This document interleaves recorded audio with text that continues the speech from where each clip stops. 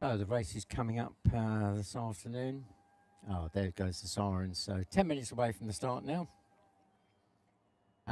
So the format this afternoon, we'll have 6 races. So the first race will be the Formula 50s combined with the Formula 3s, then a colt race, F2, F1 together, junior race, novice race, and then an open race, and then we'll have a break and then repeat that. So as the craft come out onto the grid for each race, I will give you a brief overview. For those of you who've been before, yeah, you'll know it all. You'll probably be able to tell me. So for those that are completely new, the first race up is we've got 2 formulas going out together, and there'll be the Formula 50s and the Formula 3s.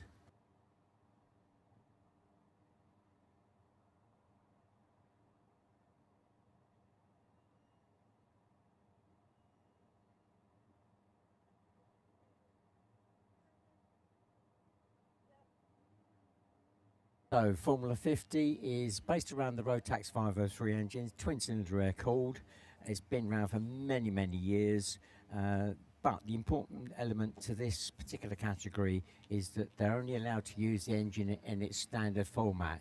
And so no special carbs or exhausts. So pretty much as it comes out the box. There are some small changes you can make. You can free air cool it. That means taking the cooling fan off. And you can turn the heads round.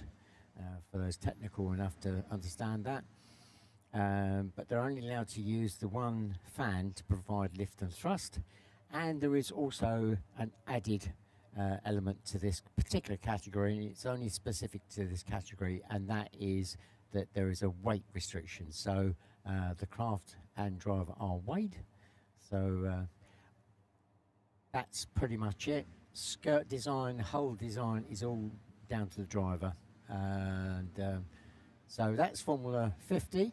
Formula 3 is if you're using a 2-stroke, then it's under 450cc air-cooled and under 250cc water-cooled.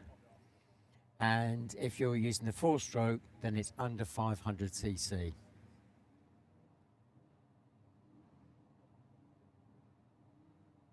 And the grid formation for today, there'll be a 4-3-4-3.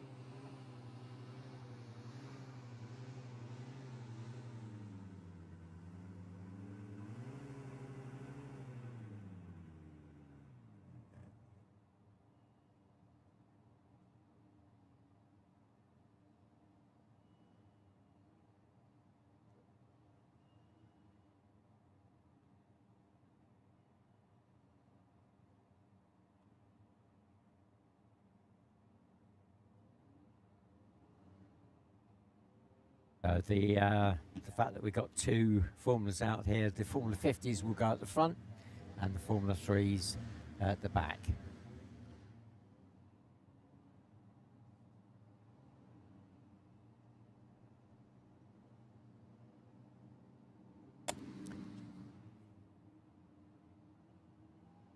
And the start for each race will be in a set of traffic lights, which you can see down by the 2 flags flying there, the Union flags. Now that is the start-finish line.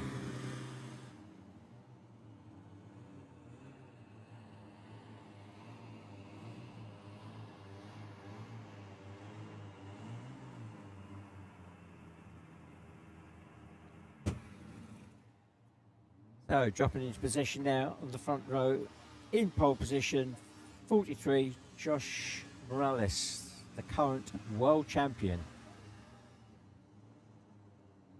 in Formula 50. Alongside him is 72, and that is Kian Olner.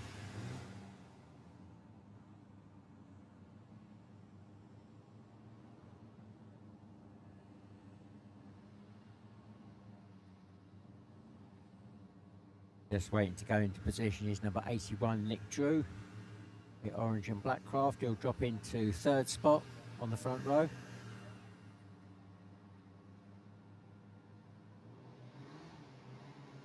And already there in the second row is number 86, Ben Lambert.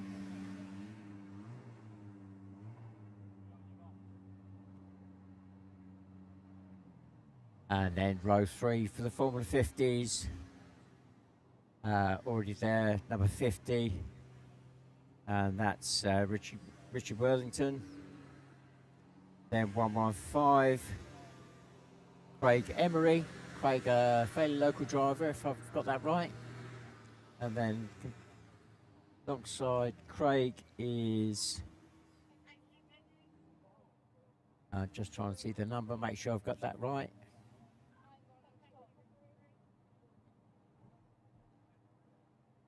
I think that's going to be number 98, and that is Serena Hackett this time.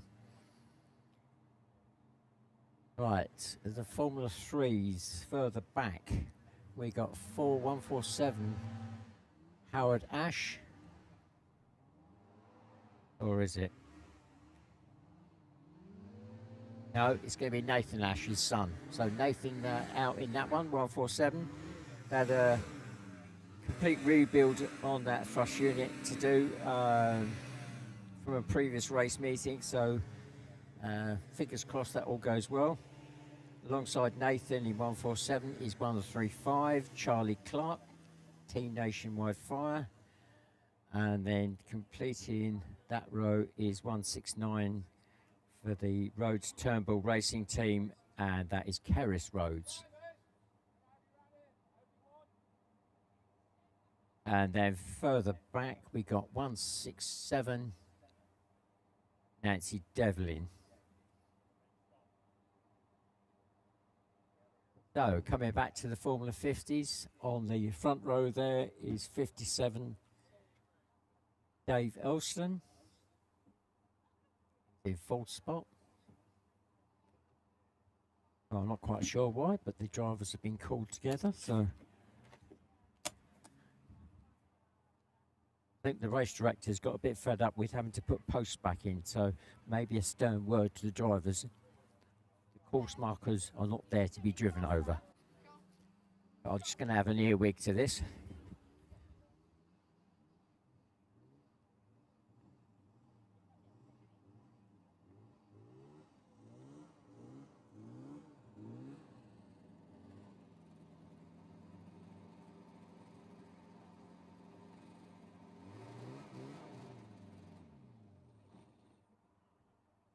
And completing row 2 is 117, Elliot Folland.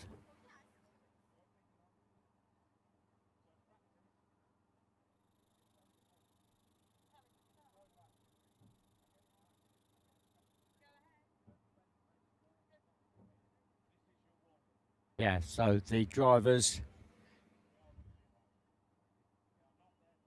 getting a bit of a talking to by the race director there about the bendy posts. They're not there to be driven over, and so just a bit of a warning to all the drivers there.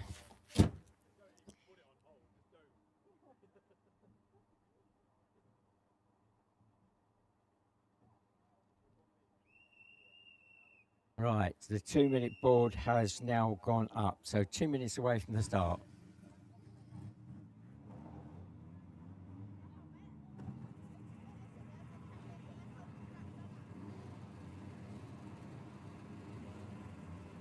So don't forget, 8 laps.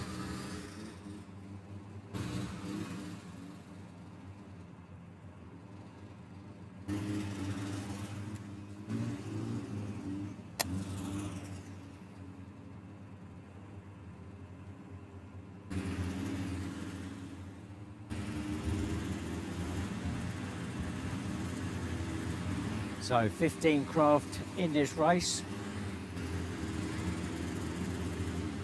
Vast majority of Formula 50s, the ones at the front, further back the Formula 3s.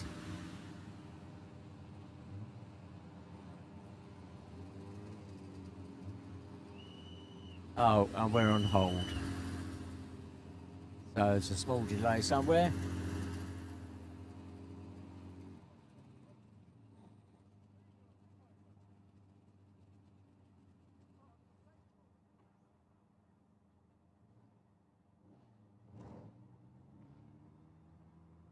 It looks as though it may be an issue with the timing system.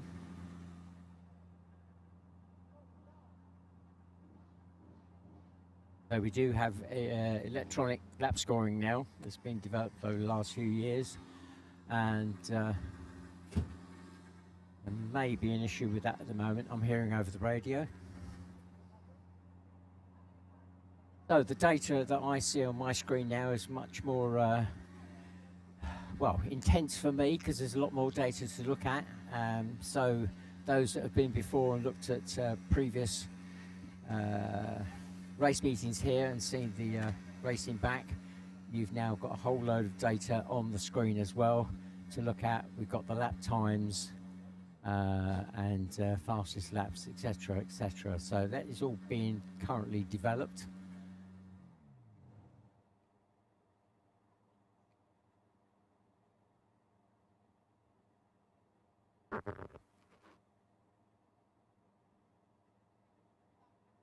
Now, I mentioned earlier about the Formula 50s. Well, this Formula 50 race, you can hire a Formula 50 craft now. So if you've come along today and you think, oh, mind having a go at this, then that option is available. I suspect not this weekend, but the availability, if you're looking for next year, probably, then if you go to the main club website at www.hovercraft.org.uk, then you'll be able to find the information on there. It's called Arrive and Drive Hovercraft to Race. It's organised by the Hovercraft Club of Great Britain. You can just Google that anyway. Or if you want to send a direct email to info@hovercraft.org.uk. The prices for this year, if you want to race for one day, so that's 2 novice races. It will be novice race you'll be going out in. The craft is supplied, fueled up, and you just need to bring obviously the crash helmet and then the appropriate clothing. Price for one day, £275. If you want to do 2 days, £460. That's the prices for this year. So if you're thinking about it for next year, then get your inquiry in quick. It's been taken up quite well this year. Right, we're back on the 2-minute board now.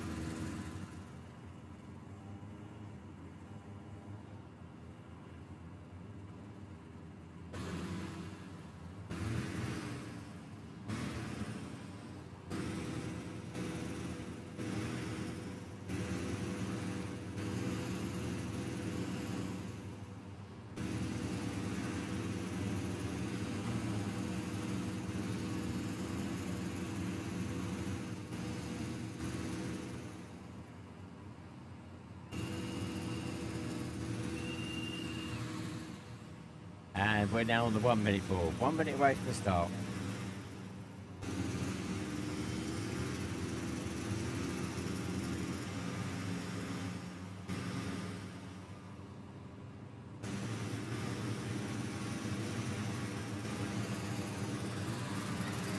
Oh, not a good start for Elliot Folland. The engine's running, but it's been pulled off to one side, right in front of my media trailer. So 117 at the moment with an issue.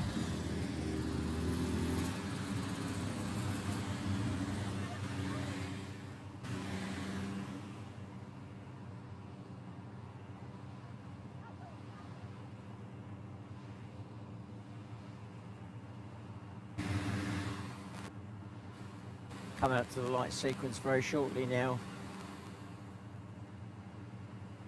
And we're on the lights, and we are go. And 43, Josh Morales away with a flyer.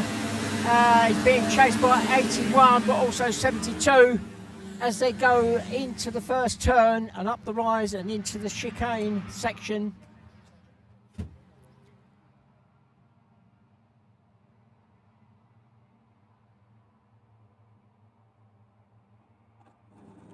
So I'm now following it on the camera. They're out of my view.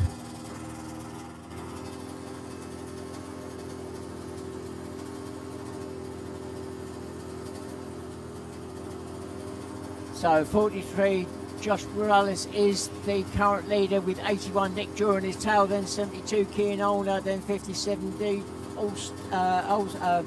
Elston, then 51 Georgia Olner, I think, then Ben Lambert, Richie Worthington.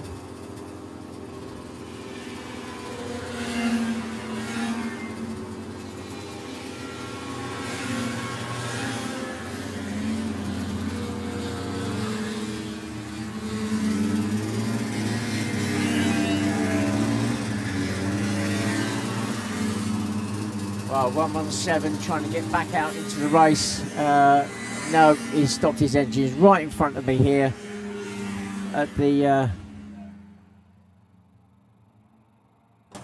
at my commentary.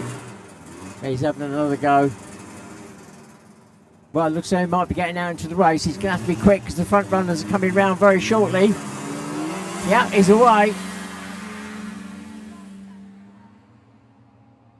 So he's a couple of laps down. So crossing the line, 43 Josh Morales with a small lead, 81 Nick Drew still within striking distance. The gap between first and second, 5.2 seconds. Oh no, sorry, 2.39 seconds.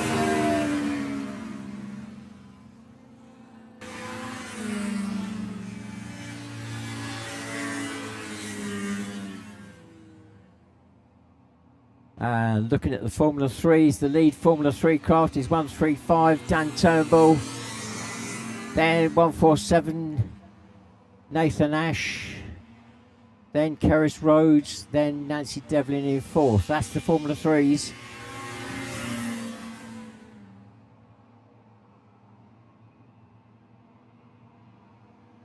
So round the paddock turn, here comes our leader, the world champion 43 Josh Morales.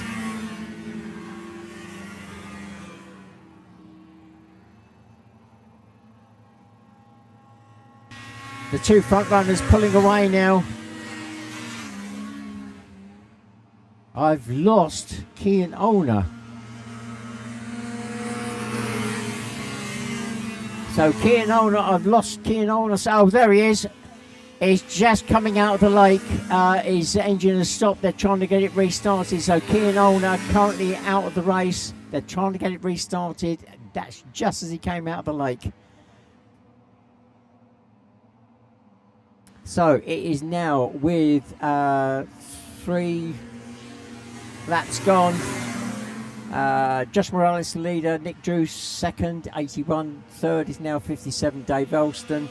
Fourth is 51 Georgia Olner. So our leader goes through, 4 laps gone. Nick Drew still on his tail, 2.04 seconds. So Nick Drew definitely staying in charge, if not closing down the gap to the leader. So the battle is on for that first spot. Here's a cap battle for third and fourth. It's between Dave Elston 57 and Georgia Olner 51. The gap between those two, 1.22 seconds.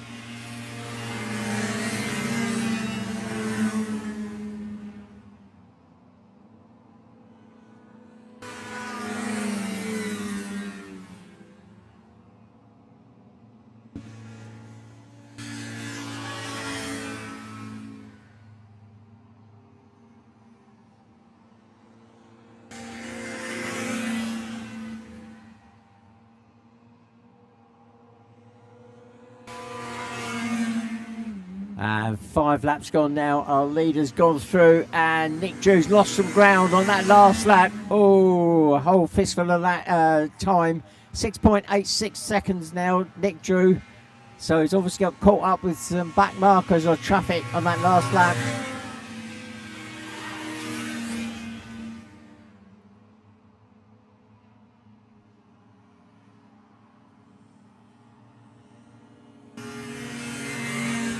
So our lead Formula 3 craft, Dan Turnbull 135, is actually up 5th overall, but our lead Formula 3 craft, Keris Rhodes, just gone through in 2nd spot for the Formula 3s, 169.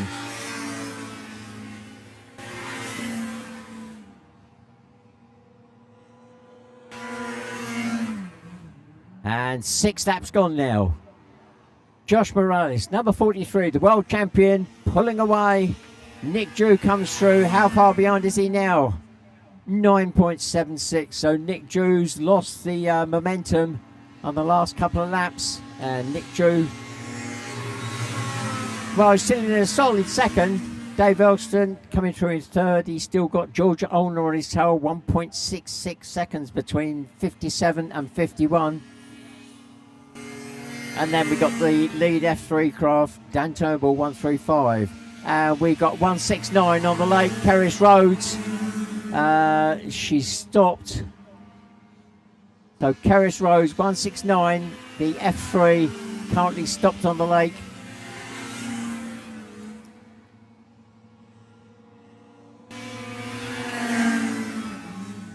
Seven laps gone now. Last lap board is now out. 1 lap to go. The gap to second spot. Nick Drew goes through 8.46 seconds now.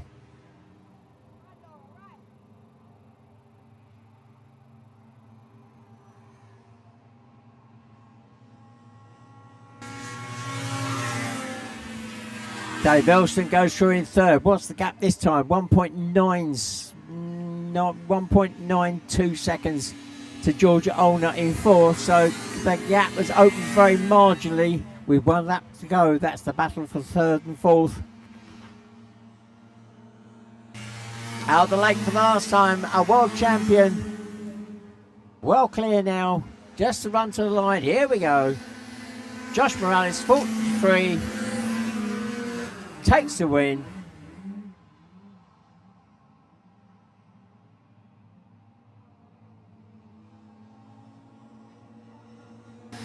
And 81 goes through the line. Nick Drew taking second. Drop it back even further, but in a solid second. 10.87 seconds. We're looking for third now. It should be Dave Elston. Here he comes around the paddock turn. Dave Elston takes third, and Georgia Olner, number 51, close but not quite close enough. She pulled the gap back, but it's still 1.2 seconds. And our lead and winner for the Formula 3 is 135, Dan Turnbull.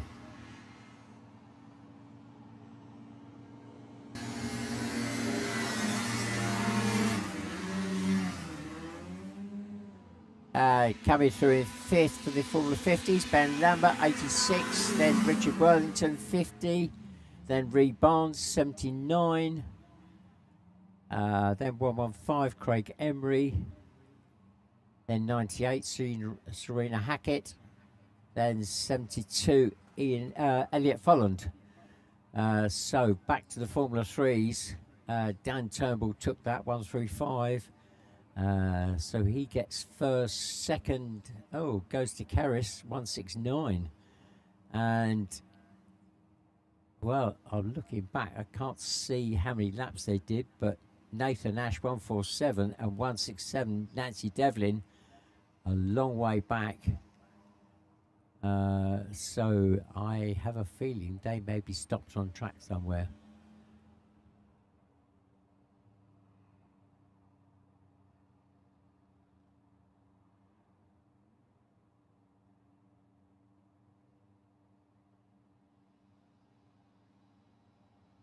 So our next group up will be the Colts, and they're already starting to line up in the paddock exit.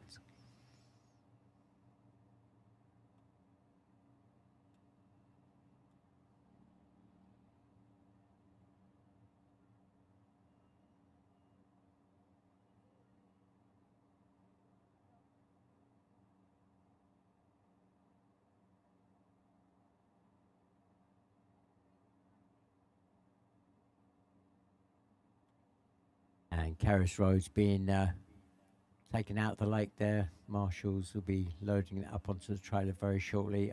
72. Kian Olner also there.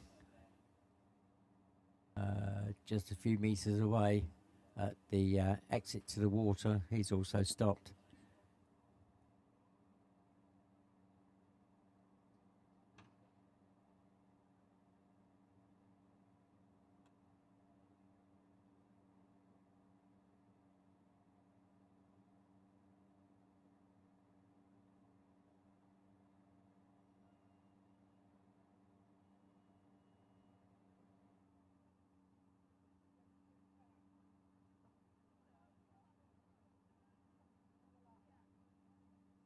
Looks like the recovery team are going to be a bit busy in between this last race and the Colts.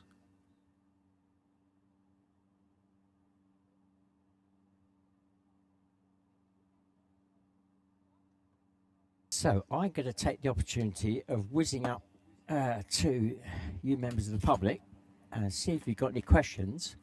And I've got some flyers here for a competition. I've also got some cards, picture cards of the drivers.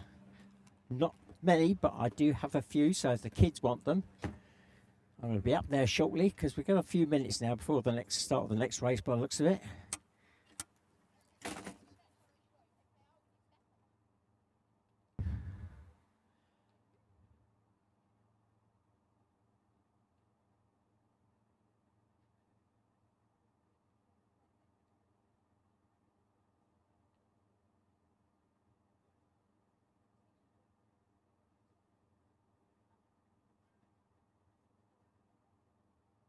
Right, okay, I've just been given an update from our media team that, as I mentioned earlier, the live feed that we're putting out, as we've been doing it for quite a few years, but the information that goes out now, which gives all the lap times and making it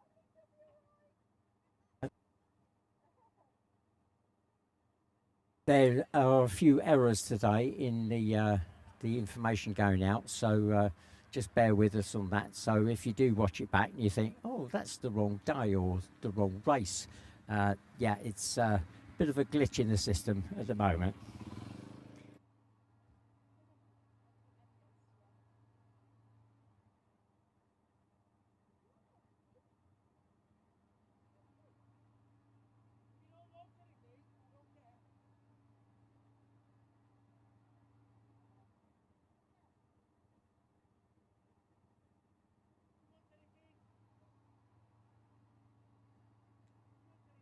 Who would like a card from the #1 Formula One craft, the drivers? Any of the kids want a?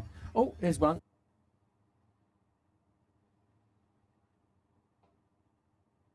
You want? Oh.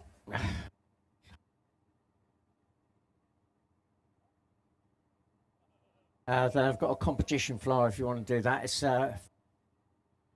and it gives you the opportunity to have a like a corporate type event, up to 6. That's getting ready championships in just over a month's time.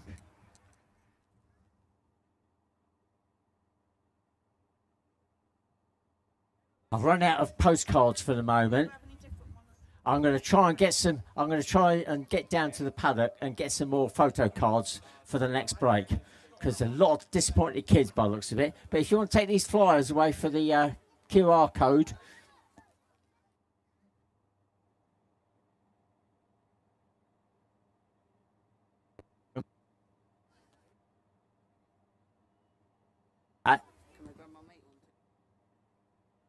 Yeah, so on this competition flyer, it does give our race calendar. So it's got the World Championships dates on there and our last race meeting of the season, which is again at Whittlebury. So World Championships at Whittlebury. If you're wondering where that is, then it's right next to Silverstone.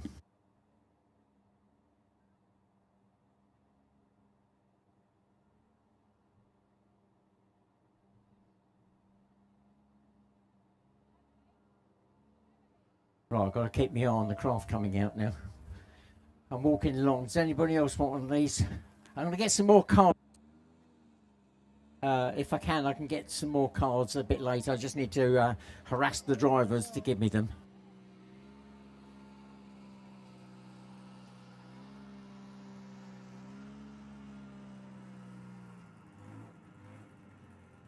Anybody else want one? Oh.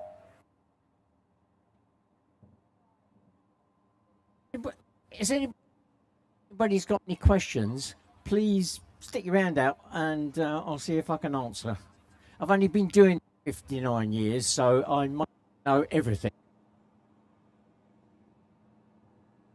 Any hands up anywhere? Anybody got any questions? You know it all. Chips. Is that chips? Yeah.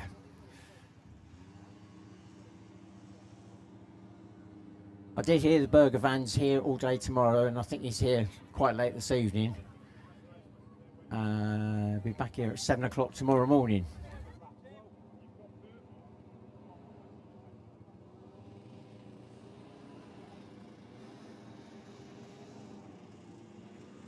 Right, I think I'm going to nip back down. Otherwise, I'm going to be.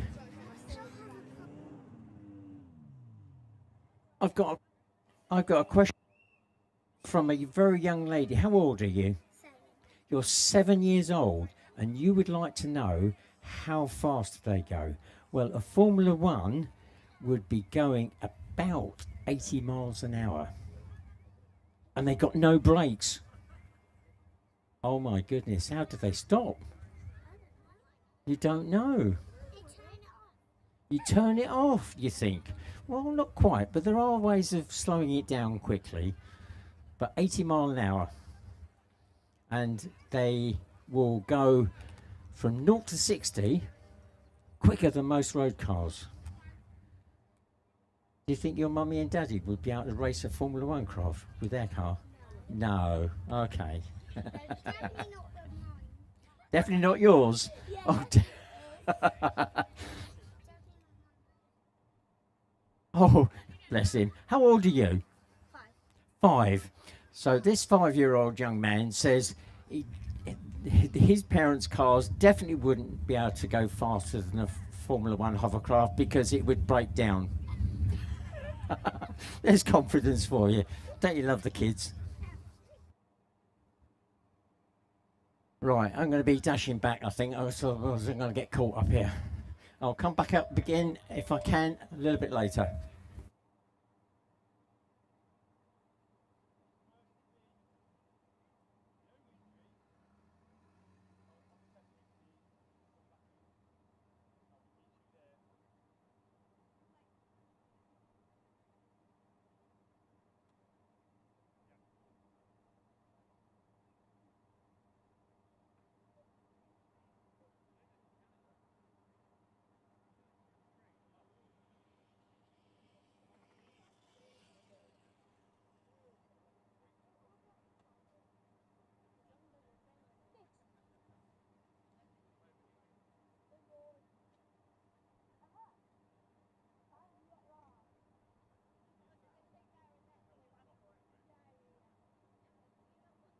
Oh, just had a message from my tech team telling me to come back and have a look at my screen. And so they've been doing updates to the software, and oh, I've got a nice flash grid set up on my screen now, which you'll be able to see at home if you watch it back when you get home tonight. And so 3 craft on the grid for this race. And our pole sitter, let's see, that should be, yeah, it is. Number 98, Philip Charnek. And second spot, 134, Digby Dorman from the Phoenix Racing Team. And completing that front row, number 79, Hayden Allman. So just 3 craft in this colt race. Don't forget they're only doing 6 laps. They're aged 10 to 13 years of age. Now there obviously is a restriction on what engines they can run, but ultimately at the end of the day they are only allowed to produce a set amount of thrust out the back, so no point in getting an engine that fits the category and then trying to tune it to its max, because ultimately it's the amount of air that comes out the back, and they are checked.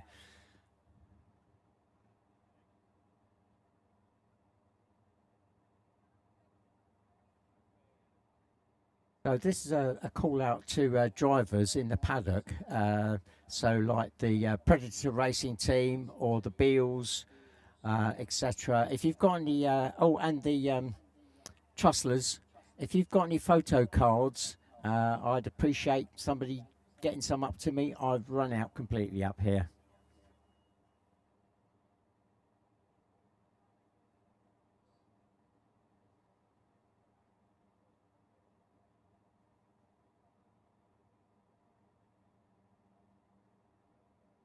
So, oh, that's a new upgrade on my screen. Ooh. So leading the championship is JJ McGavin. Now JJ's not here this year. He's abroad somewhere. Oh, I think it was Canada, so nowhere exciting. He's leading the championship with 420 points. Philip Charnock in second at the moment for the season with 325. Then third spot, Digby Dorman, 282 points. Fourth spot, Hayden Allman, 230 points. And then Jack Watcham, who doesn't come to that many meetings, just 23 points. So that's our Colts. Now, going back many, many years, because we've been racing here 30 plus years. I can't remember the exact number, but I know it's more than 30. We would have been racing juniors, just juniors in those days, up until, I don't know, about 10 years ago. It would have been from 11 to 16. And then just a few years ago, we decided to split the age group up. We did the Colts now, 10 to 13, and then the juniors, 13 to 16. So 6 laps for this race.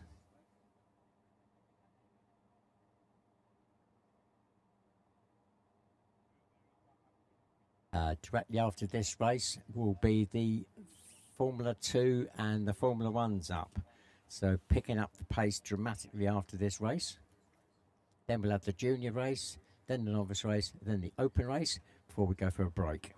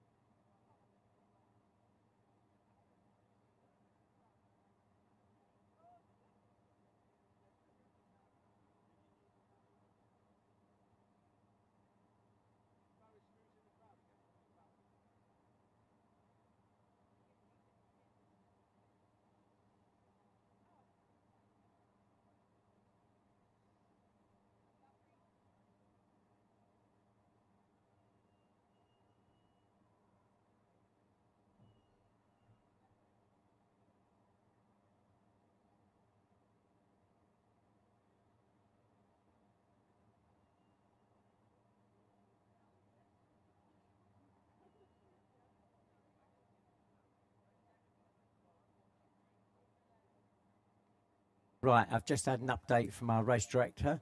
The last race, the Formula 50 category, there was a penalty given to number 43, Josh Morales, the world champion. The drivers were warned beforehand that if they started knocking posts down or markers, then they would be penalised. And I've just been informed by the race director. So Josh Morales dropped a lap, so that will dramatically change the results for that race.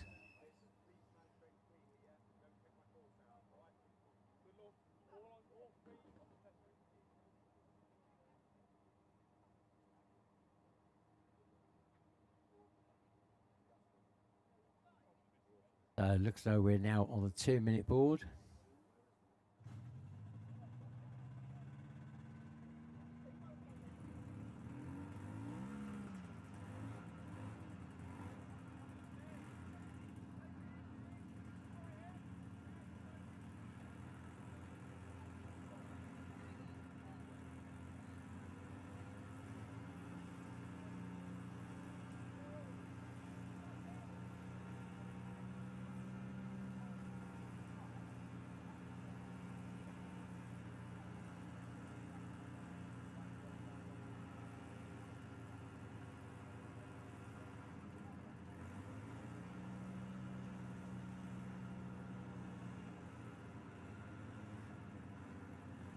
So number 134 there. Craft being driven by Digby Dorman.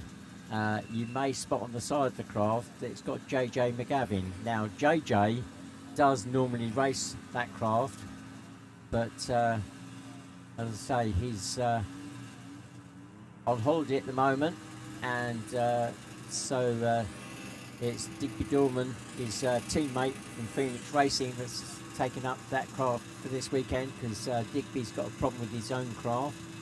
So let's see how it gets on with JJ's.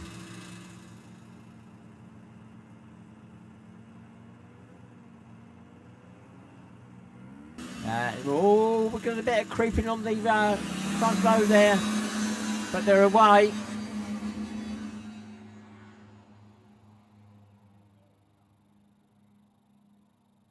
So up and over the rise, it is going to be number 98, then 135, then 79.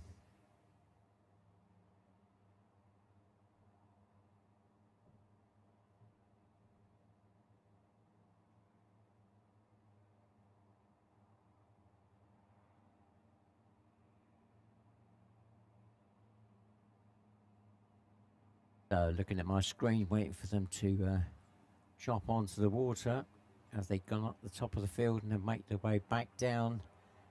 And it is still Philip Charnock, number 98, that's leading. Then 134, Digby Dorman.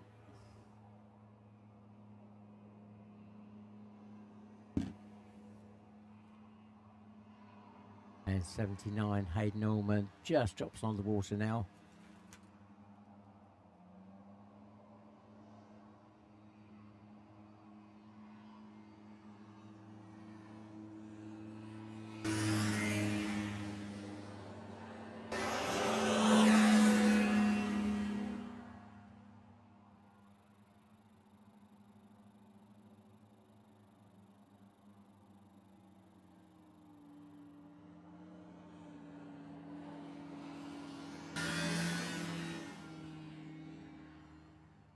So at the end of the first lap, the gap between first and second, 3.98 seconds. So Philip with a small lead at the moment, number 98, then Digby in 134 in second, then Hayden in 79 in third.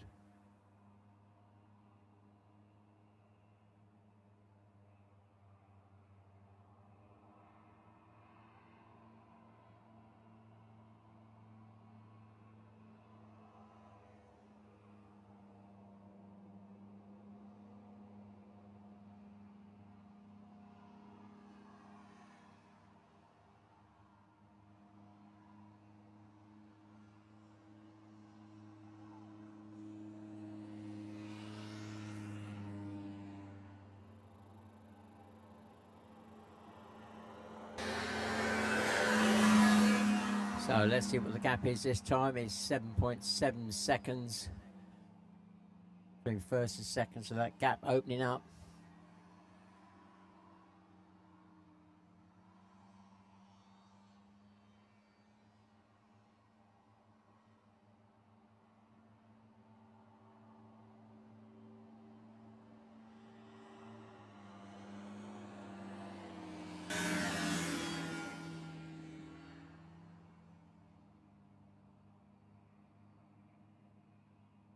Hayden Allman, 79 goes through in third. Don't forget, this is only 6 laps for this race.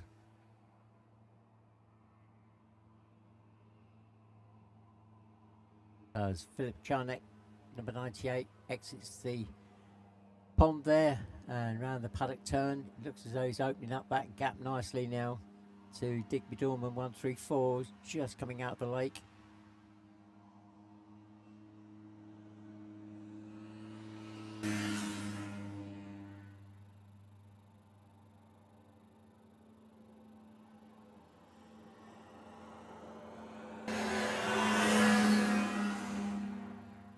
Yeah, the gap opening up. It's 10.3 seconds now.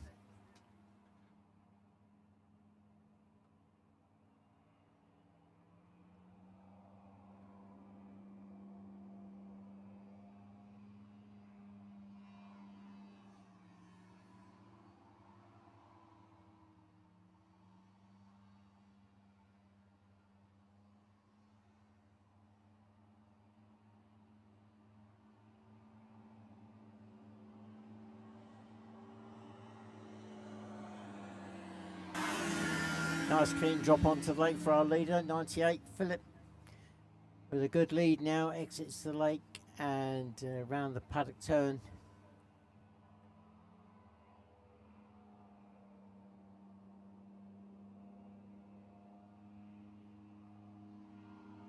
And as Philip crosses the line, that's 4 laps gone.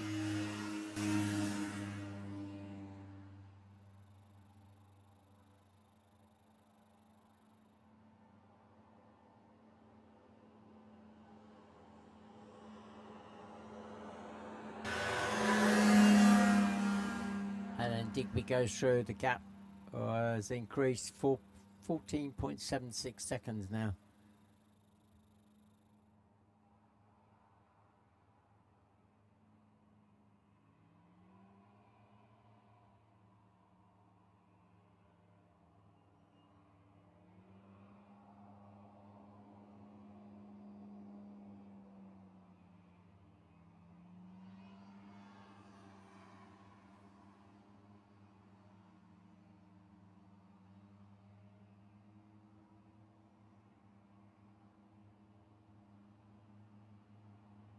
So just a reminder for those that may be watching at home, certainly on the YouTube stream, the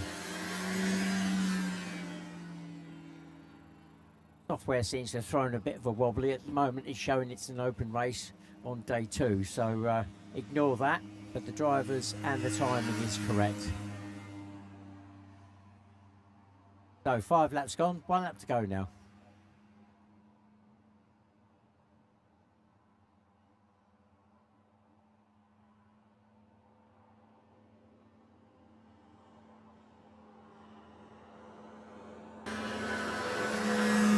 Digby goes through. There's a fair bit of skirt damage on that rear left corner, and yeah, he's dropped off the pace completely. Just over 20 seconds now behind the leader.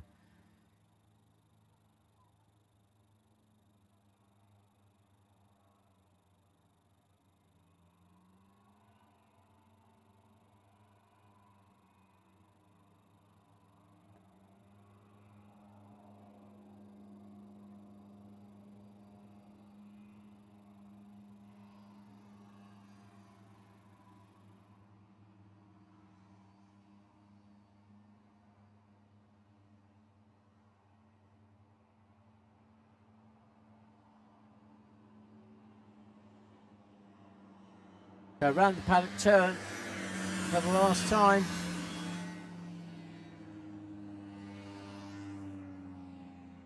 Philip Charnek takes the win, number 98.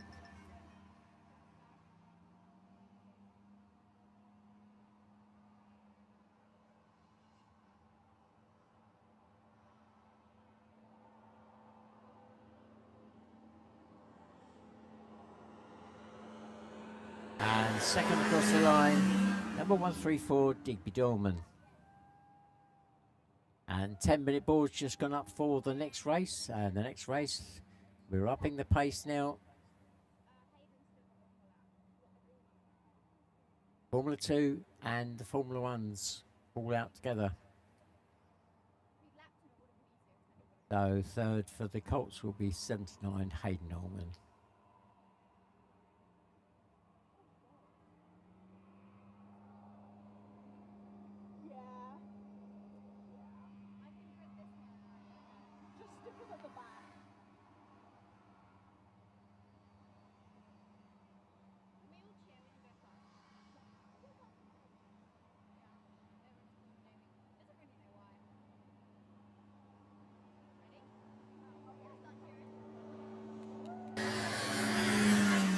And Hayden crossing the line.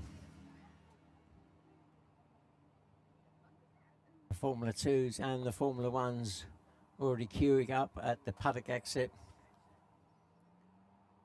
So 8 laps, just a whole lot quicker.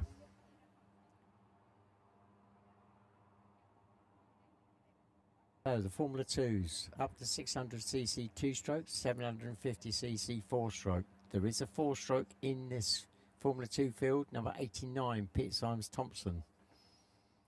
The Formula 1's unlimited capacity, anything goes. You're talking horsepower rather than cc. And Formula One, you could be looking at up to 230 horsepower just for the thrust engine alone. And then, of course, you've got the lift engine. They will top out at around about just over the 80-mile-an-hour mark. I don't think they'll be getting up to that quite on this course. It's quite a sprint course, but probably between 50 and 60. And then I'll see if I can get some data on that later on, actually. And they will out-accelerate most standard road cars from 0 to 60. So that just gives you an idea. Of course, don't forget, none of these craft that are racing here this weekend have got brakes. So it just gives you an idea of the skill the drivers actually have of driving around, especially the F1s, F2s, at the speeds they're doing. Very close action.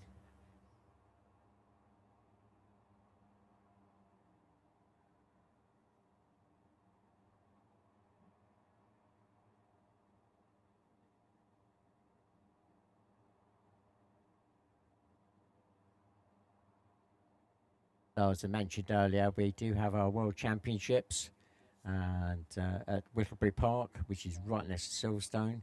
That is the actual World Championships, the 3 days of racing, 21st to the 23rd of August. And many of these craft now just doing their final tweaks in readiness for that.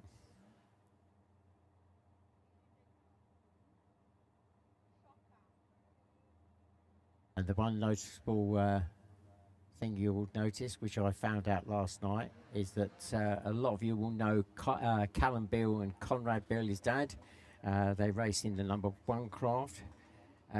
They've actually got an identical craft here this weekend for the first time out. Now, Dad, Conrad, has been nursing a shoulder injury, and so he does have to be careful because he wants that to be in good shape for the World Championships. So Conrad will be doing the open races in the identical craft. Well, I say identical, it looks identical, but I suspect there'll be some differences. But Callum coming out in the #1 craft, he'll go into pole position.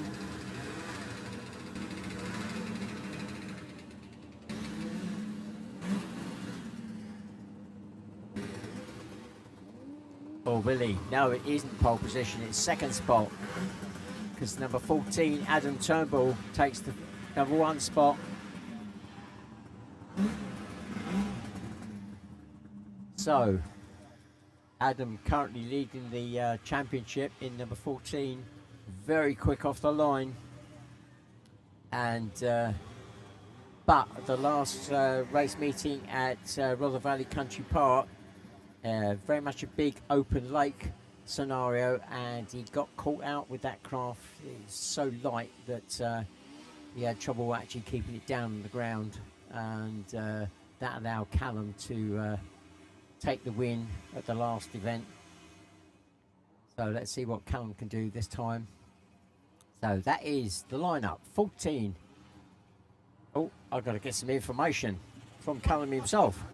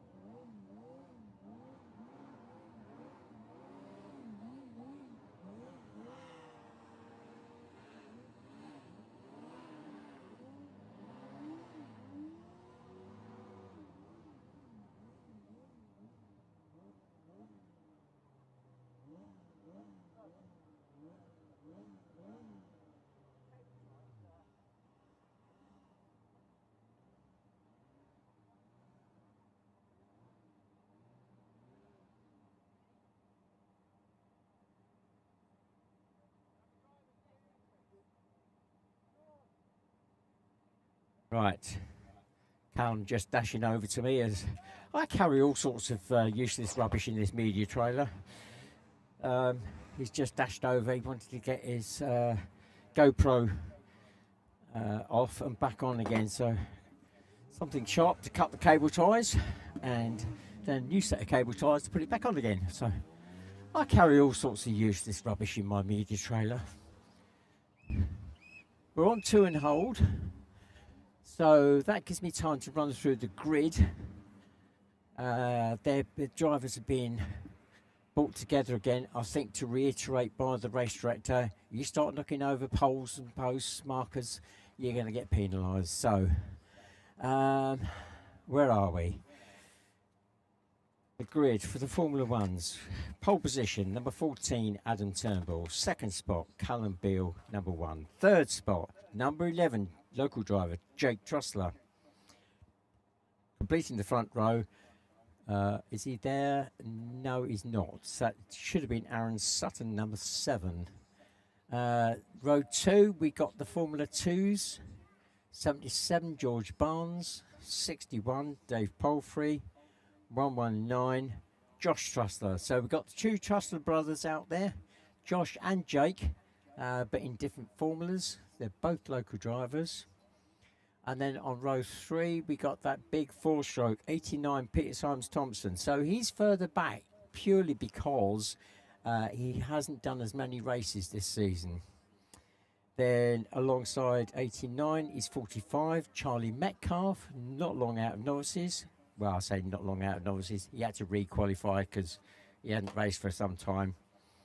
And then we've got a gap that should be 46, Luke Hudson. But then I've got number 59, Oscar Lewington, Formula 2. And then right further back, I've got number...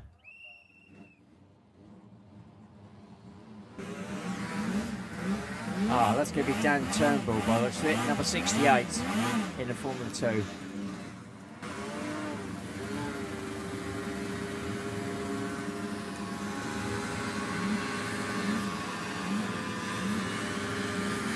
So 10 craft on the grid for this race.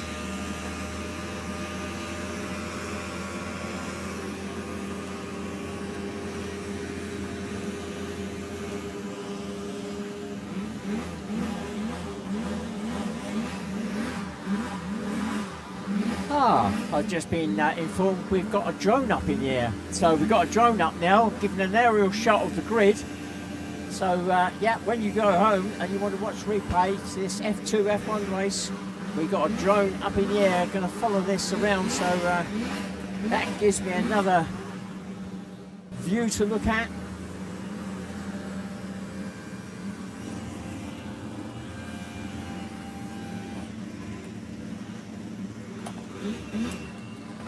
And we're on the 1 minute board now. 1 minute away from the start.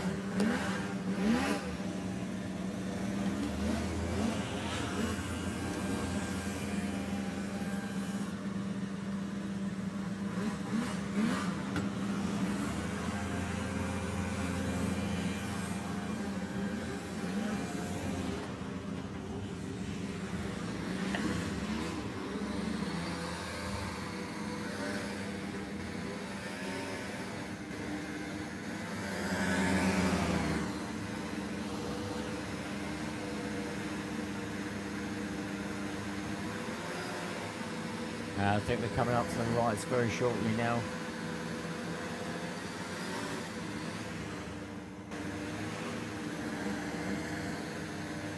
Here we go, we're on the lights.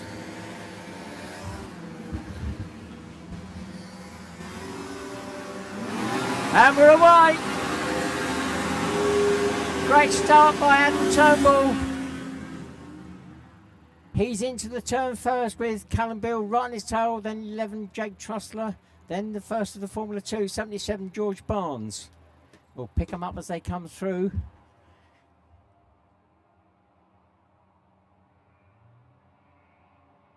So still 14, Adam Turnbull leading, 1, Callum Beale second, 11 Jake Trussler third. That's the Formula 1s.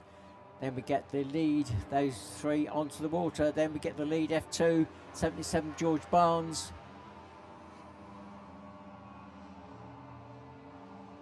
Now I think it's 61 Dave Palfrey.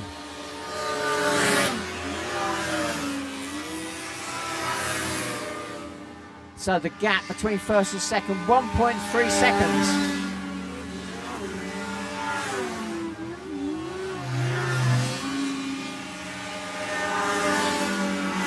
Up to the top of the field, it's still 14-1. They're both doing battle. Oh, Callum Beale all over the back of Adam as they went round the tree at the top of the field there. They snaked their way back to the drop onto the water.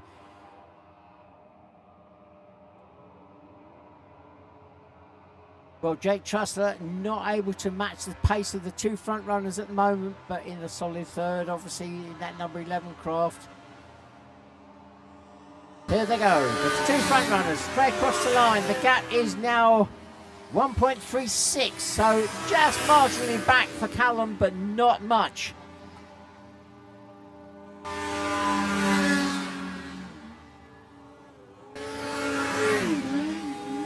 And looking at the F2s, George Barnes is the lead F2, he's 77, 89 Peter Thompson is 3.7 seconds back from George Barnes. So let's see how that gap develops. With Dan Turnbull 68, only 2.16 seconds behind. So the first three in Formula 2 closely matched there. Right, Callum goes through and the gap 1.12 seconds this time. He takes a slightly different line. They've got back markers now as they go through. Charlie Metcalf, I think, goes a lap down as they get to the top of the field, round the hairpin turn, round by the big tree. Callum putting the pressure on, trying to force Adam into making a mistake.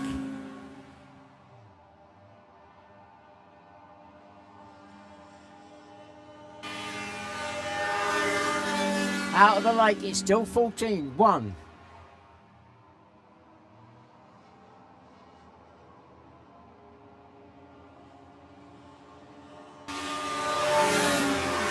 And as they cross the line, the gap is now 0.87. So the gap is closing down. Callum Beale all over the back of Adam, trying to pressure him into making a mistake. That's the two front runners.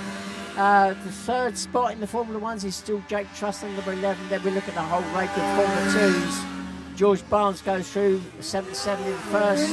Peter Thompson 89 in second. Third is going to be 68, Dan Turnbull, just crossing the line now. And then it's going to be Josh Trussler, 119, 45, Charlie Metcalf, 61, Dave Palfrey, then 59, Oscar Lewington.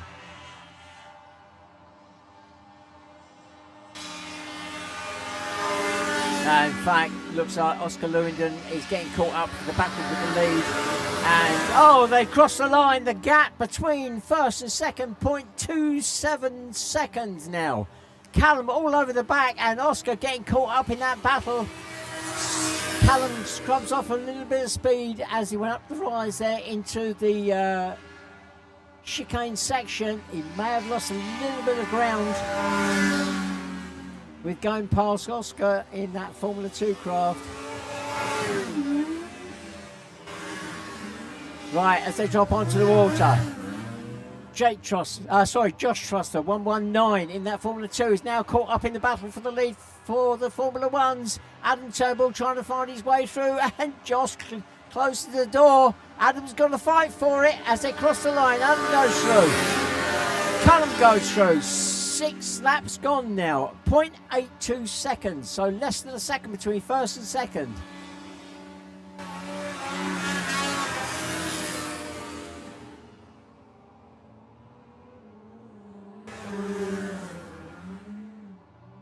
'Well, Jake still in third, he's dropped back quite a bit, 11 seconds. The lead F2 goes through, still George Barnes, the gap to second. There he goes, Peter Thompson, the gap 5 seconds, just over 5 seconds between first and second. Right, out of the lake, the two front runners for Formula 1, nose to tail, as they come round the paddock turn. What is the gap this time? They cross the line.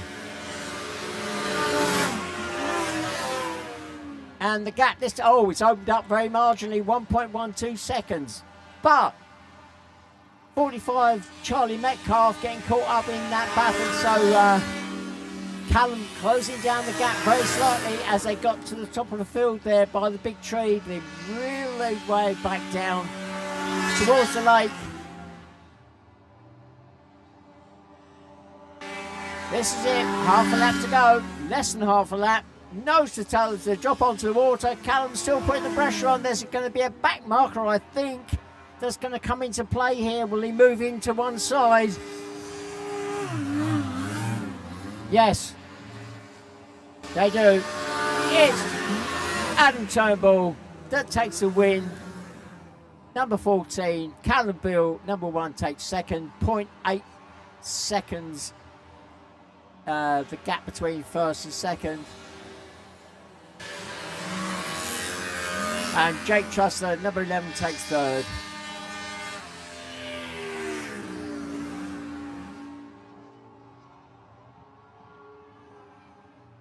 Still waiting for the Formula 2s to come through. Here we go. George Barnes, 77, takes first. Second goes to 89, Peter Simon Thompson. Pete was 6.19 seconds back. Third goes to Dan Turnbull, so Dad out in the race and son winning the Formula Ones. Dan Turnbull taking third for the Formula 2s. Fourth goes to 119 Josh Trussler, so again 2 brothers out in the same race. And then behind Josh 119 is 45 Charlie Metcalf, then 59 Oscar Lewington, and then 61 Dave Palfrey.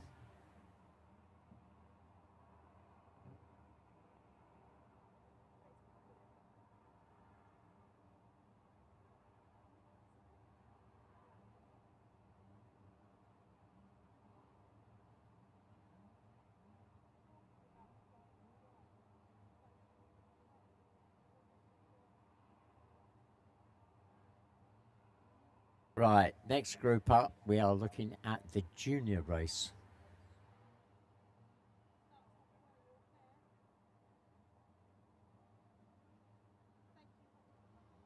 So, juniors aged 13 to 16 years of age.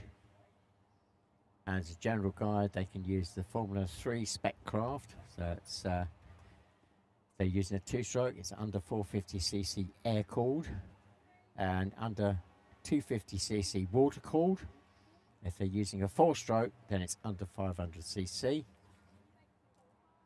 We're also allowed to use the Formula 35 Spec-Craft. Now, there's none here now. There's generally not really anybody running it, so but it is allowed.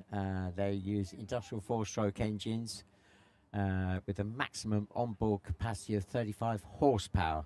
So forget the cc, it's horsepower, and they have to use industrial air-cooled engines. So typically Briggs and Stratton, and typically they'd use 2 engines rather than 1, but 1 can be used. The fan is also restricted in the RPM that they can run for the thrust.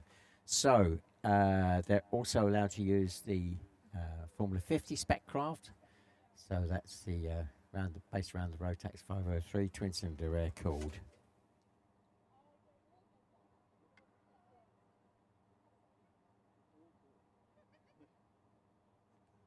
So looking at the grid for this race.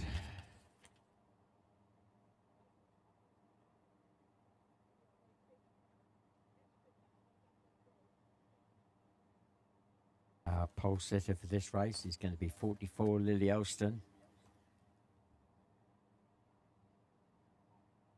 I think I'm right in saying just recently crowned European Junior Champion. And second spot is 75 Harley Allman. Third spot 153 Emily Lewington. And then completing the row should be 132 Rudy Dorman. So we'll just wait for that to come out before we run through the rest of the grid. Make sure we're all there. So 8 laps for the juniors.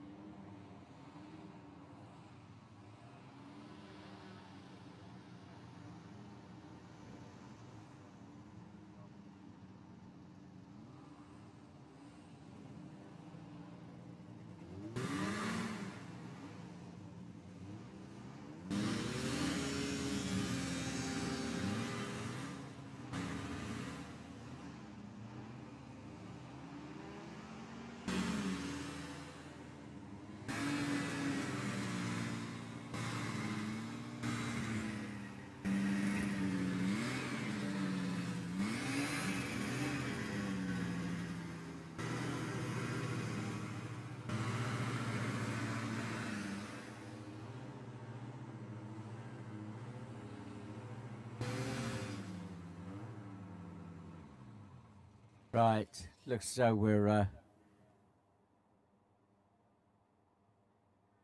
getting a fairly full grid now. 132 is missing though. Oh, there he is. Tried to come out onto the grid and the craft has stopped before he's got onto the actual grid. So we'll run through it. Number 44, Lily Elston, is our pole sitter. 75, Harley Allman in second. 153, Emily London is in third. Fourth should be 132, Rudy Dorman. Road 2 is 5, Lucas Rhodes. 82 is James Cooper. And then completing row 2 is 95, Dylan Clark. And on row 3 is number 4, Theo Spedding. Now watch out for Theo. He came into the season late, so hence why he's back there, because he's not accumulated the points. But he is going to be quick.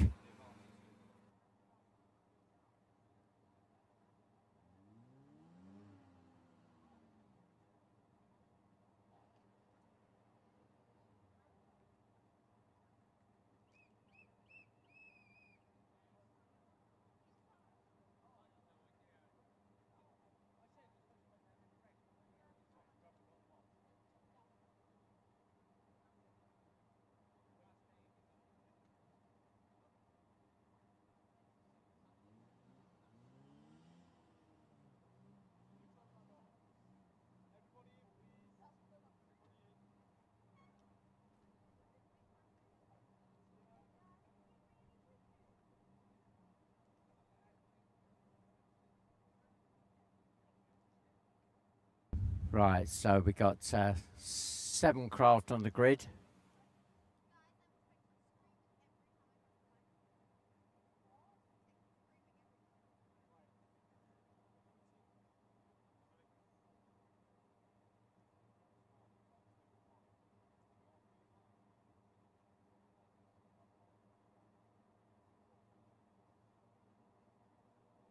Well, again, the juniors being called together to tell them that any running over of the markers will be penalised, so they're being cautioned as well. Juniors tend to be a bit enthusiastic.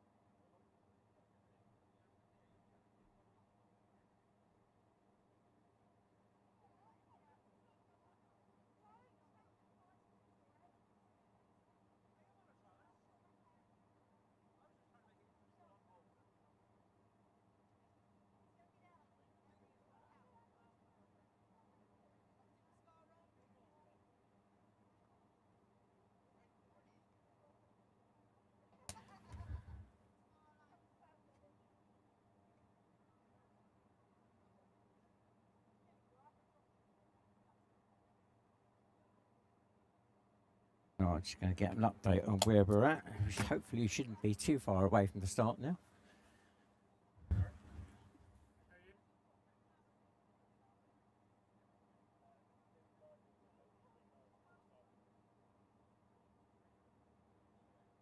Here we go. 2 minutes away from the start now. 2 minutes.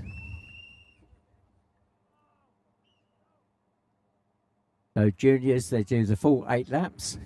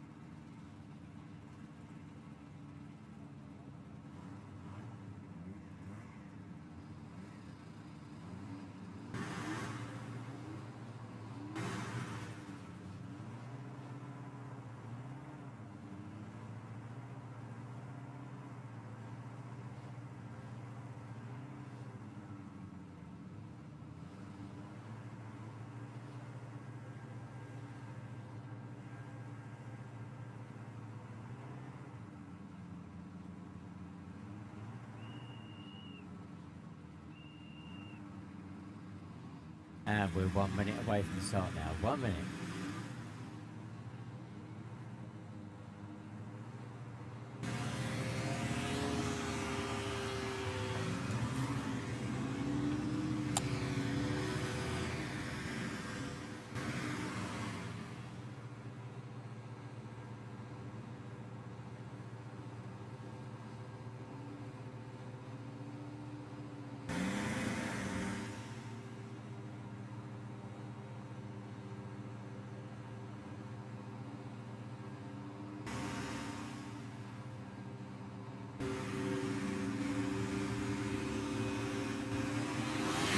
And we're away.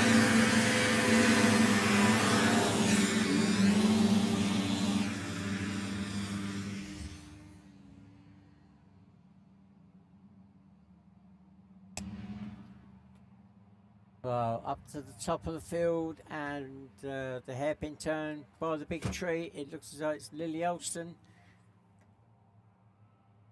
Going to be around there first.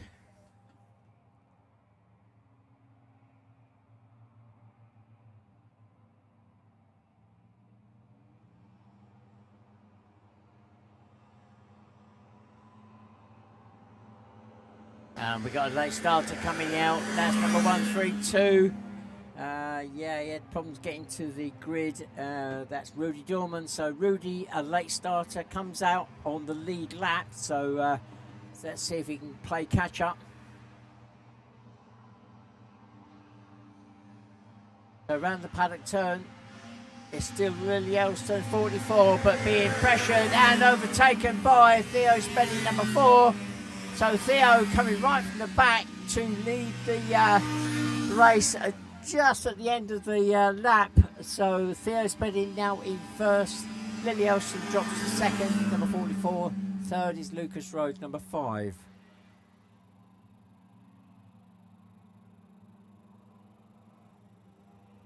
Fourth is 75 Harley Allman. Fifth is 153 Emily Lewandon. And 6th is 82 James Cooper. And then 7th, 95 Dylan Clark. Looks as though Theo's opened up a gap already. Dropping onto the late, exits the late nice and clean. 44 Lily Alston is second. Is while she's under pressure. Number 5 Lucas Rhodes and Harley Ullman not that far behind as they go round the paddock turn. So 2 laps gone. What's the gap between first and second? It is going to be 7.5 seconds. The gap to between second and third is 1.84, then 1.75 between third and fourth. So very close between Lily Alston 44, 5 Lucas Rhodes and 75 Harley Ullman. Then that actually not that far behind is Emily Lewandon in 5th, 153, 2.89 seconds.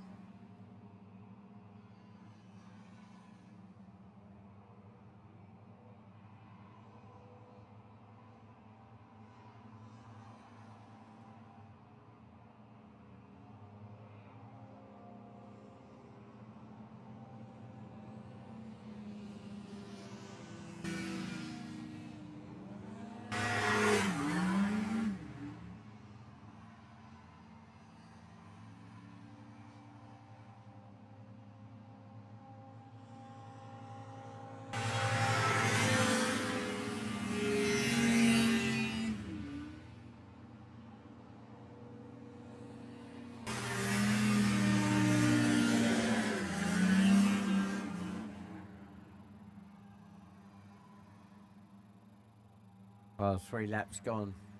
The gap now between first and second is 11.83 seconds.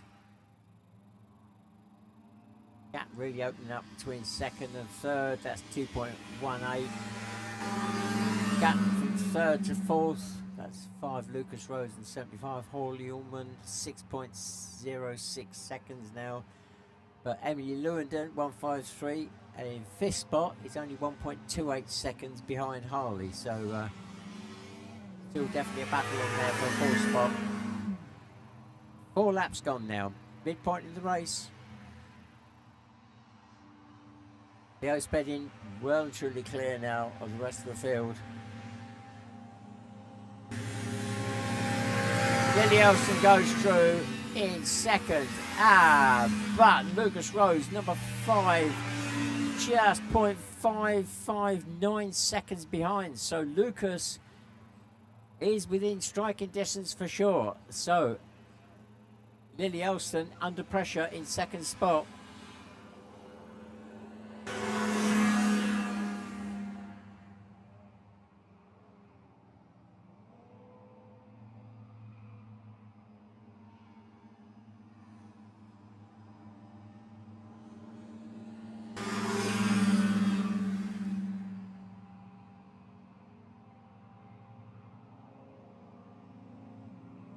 Oh, and Lily Elson makes a small mistake as she turns the marker board on the lake. Exits still in second, but she lost a little bit of ground there as they go around the paddock turn.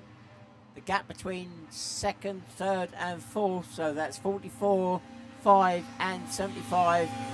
Not a great deal, Lily, as they cross the line. What's the gap this time?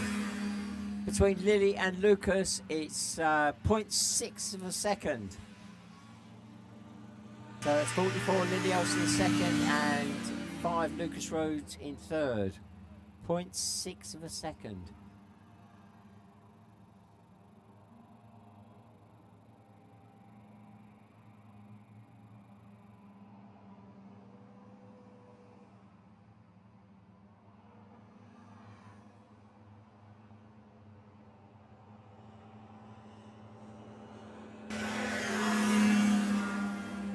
So, round the paddock turn, the run to the line, Theo Spedding crosses the line, 6 laps gone now. He's our leader. Here comes the three-way battle. Lily Elson 44, 5 Lucas Rhodes, 75 Harley Ormond round the paddock turn. Let's see what the gaps are this time. Lily's managed to open it up very slightly. The gap between second and third now 1.6 seconds, but Harley closing the gap down to second. So Harley in 75, 1.27 seconds behind Lucas in number 5.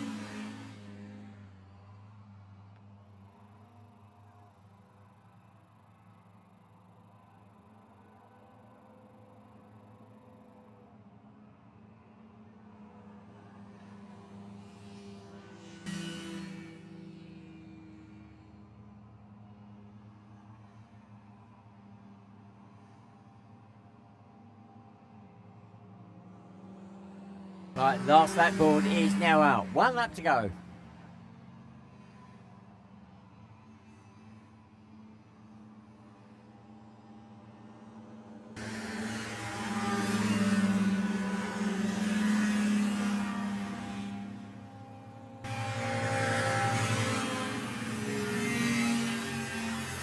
Right, where is it with second, third and fourth? It's, not a great deal in it.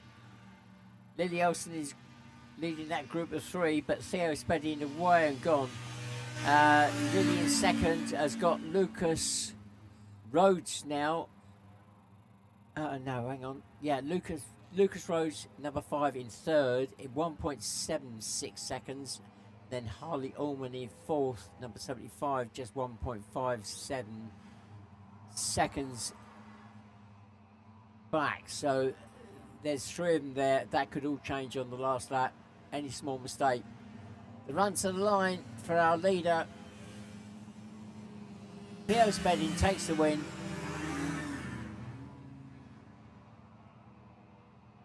So Theo Spedding takes the win.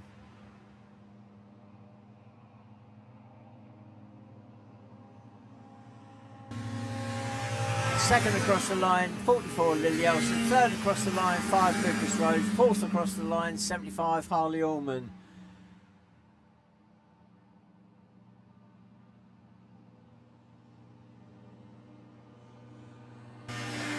And fifth across the line, 153 Emily Lewington. Then we're looking at James Cooper, who's still to come through, 82.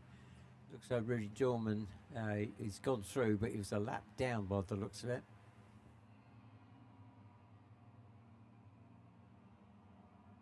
At the moment, its sixth spot is 82 James Cooper and seventh is 95 Dylan Clark.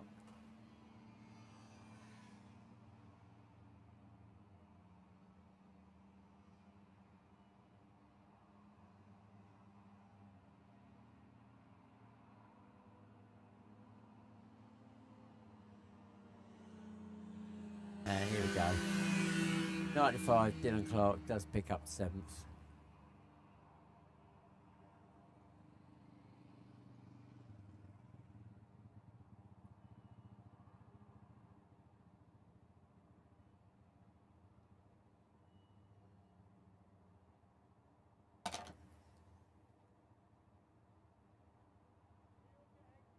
Right, so we're now moving on to our novice race. Now, novices have to do 15 races before they qualify up, and have to do 10 marshalling duties as well. And I don't think we've got any, what I would say, pure novices here. We've got drivers that are re-qualifying, having let their license lapse, but I don't think we've got any pure novices. Had them earlier in the season, but they've obviously qualified up.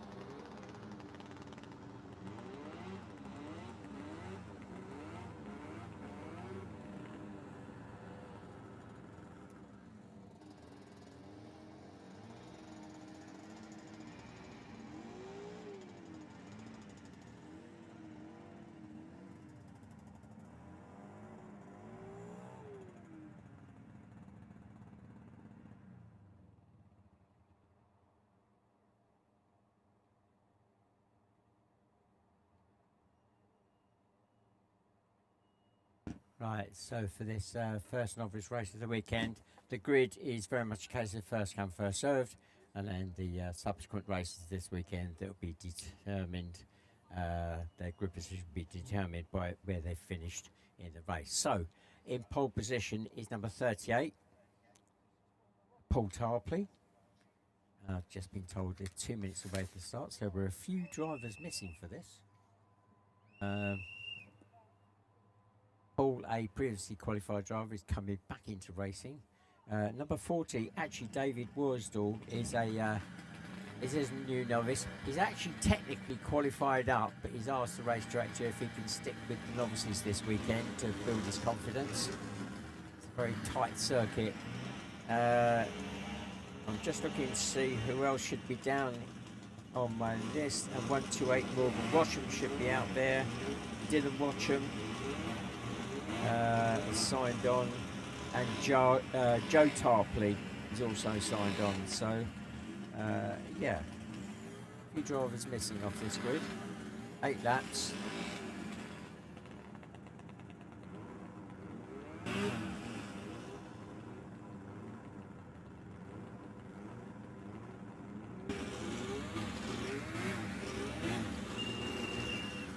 And we're now 1 minute away from the start.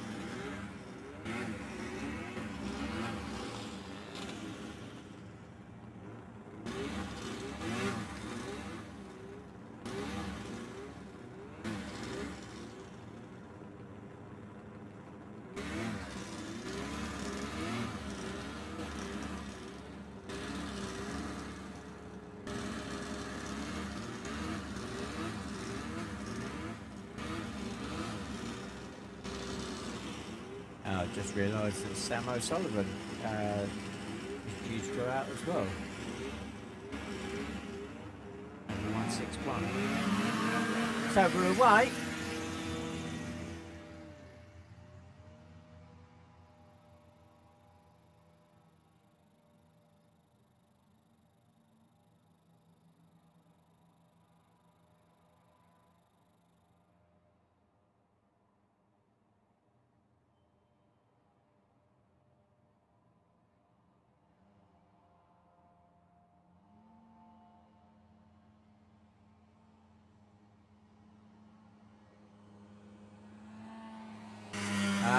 So we do have a late starter, number 129, that's Dylan Watcham.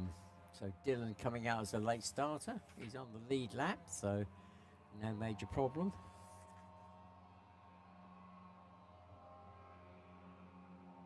So it's about half a lap down on the leader.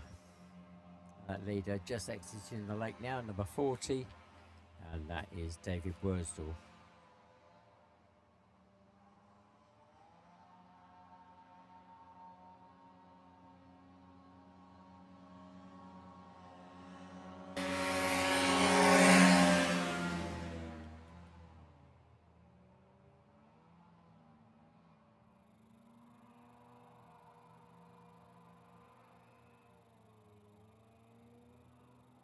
So you'll notice that David's actually, that craft is decked out in the Red Bull Racing colours.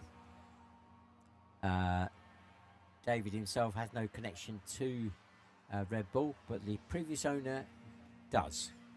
So he obviously had to get permission to use their colour scheme.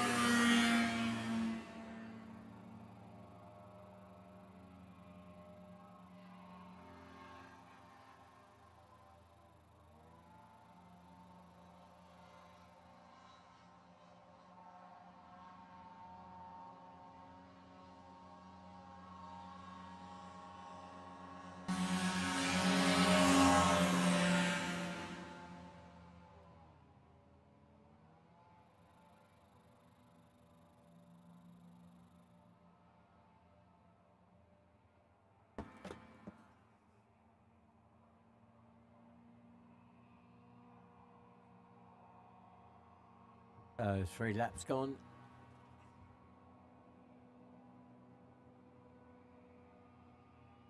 David, a good lead. I've just realised that so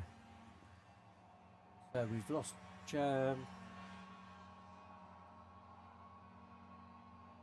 Paul Tarpley, number 38.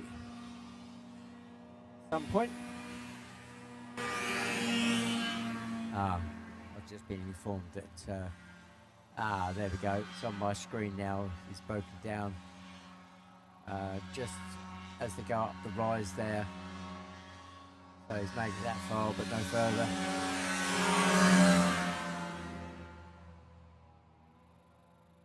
So you members of the public can see it. I can't. Apart from on my TV screen, which is now showing me here. So it looks as though give me a close-up shot of him, so it looks as though it's a thrust unit problem. He's certainly looking at the thrust rather than the lift. Been dogged with issues with that engine this season.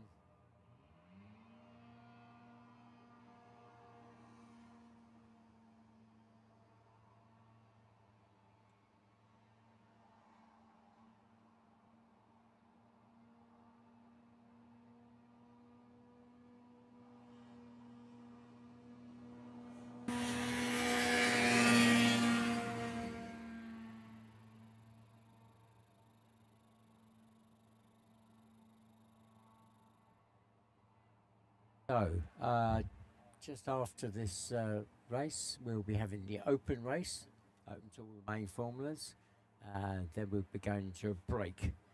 So we're just over the midpoint in this race.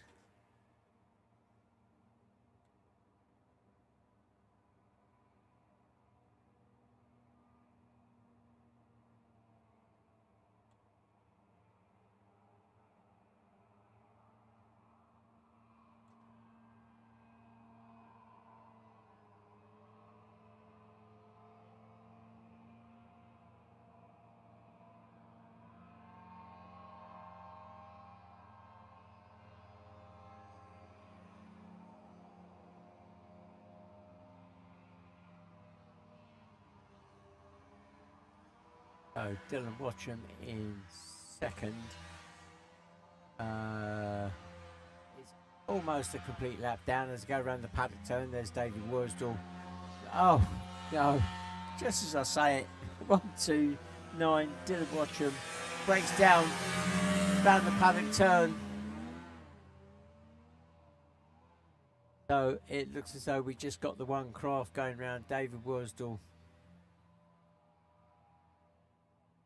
And I've just spotted they give me a close-up shot of the paddock, and it looks as though 138 Joe Tarpley, who's supposed to be out in this race, also still trying to get the engines fired up.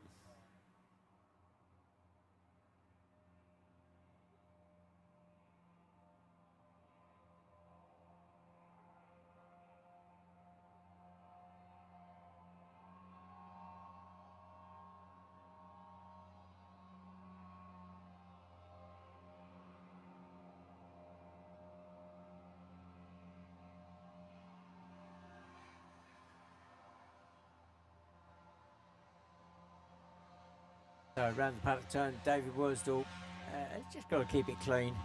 As I say, he has actually qualified. Just took the option of continuing a bit more in the novice races just to boost his confidence before he goes up with the main Formula 2s and obviously the Formula 1s, which is a whole different ball game.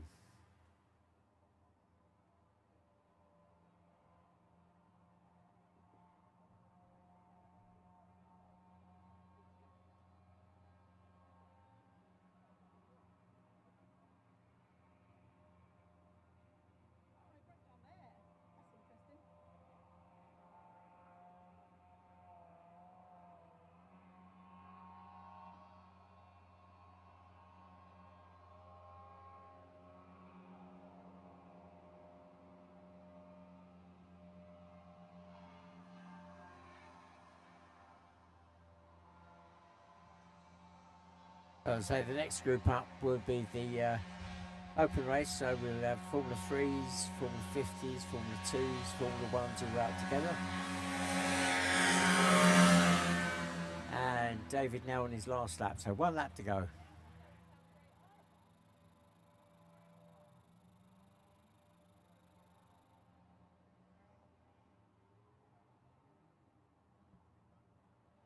Now, if you do go away from today and you fancy just looking at some video clips, short ones, rather than the full-blown whole day's racing, then a good place to look at is Hovercraft Racing Reels.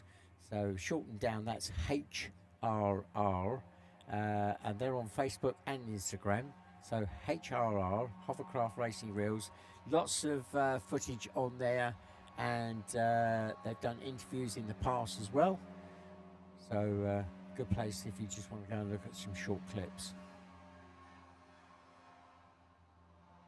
Of course, you can follow us on Facebook and Instagram as a main club if you search for @official_HCGB. So David completed the full 8 laps.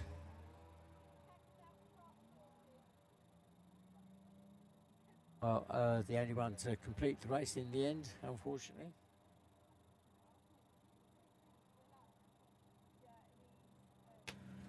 So the craft looks as though they're already starting to line up at the paddock exit to come out for this open race before we go for a break.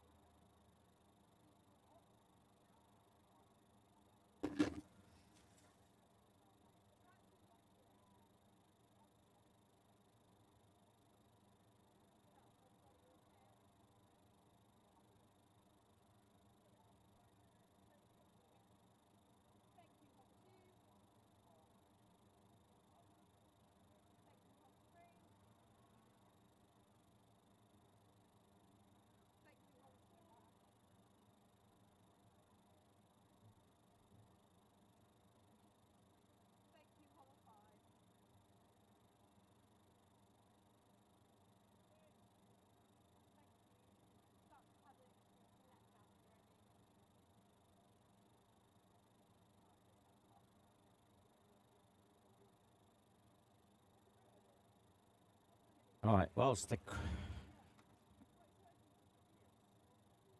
craft are coming out onto the grid, I'm going to shoot up to the public section again very quickly. If the kids want to come down, I got some stickers here. They're car stickers, so be quick.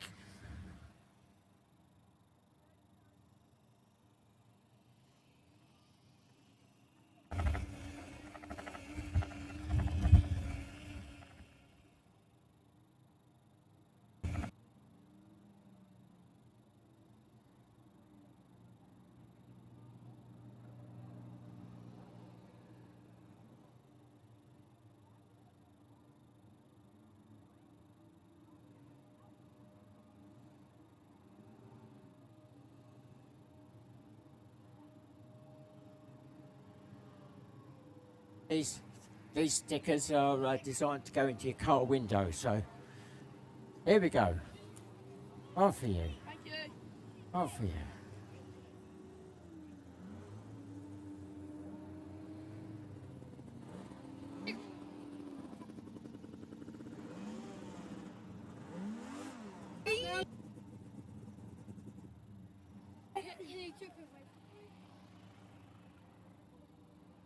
Let's come up this way a bit.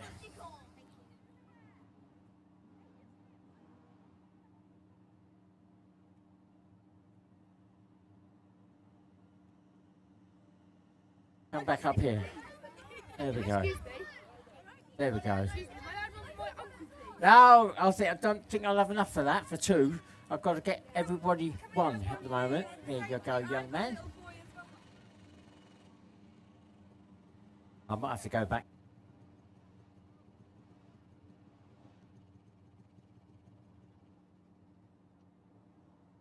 Right, hopefully I've got enough. Oh. Oh. Left.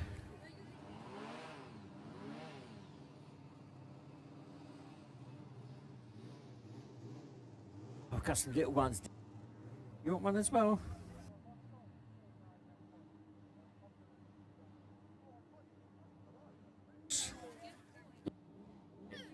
I'll come back up again.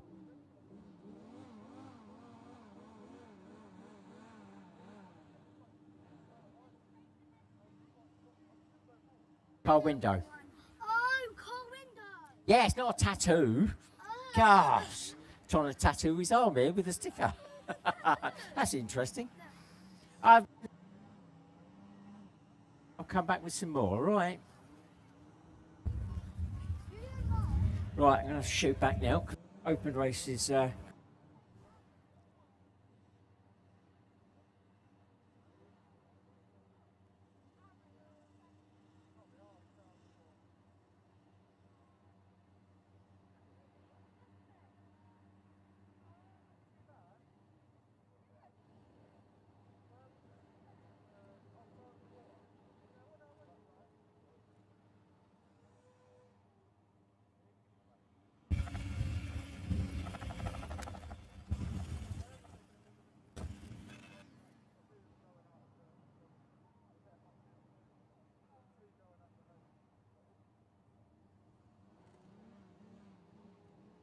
well, at the moment I've got 12 craft on the grid, so I'm going to run through fairly quickly.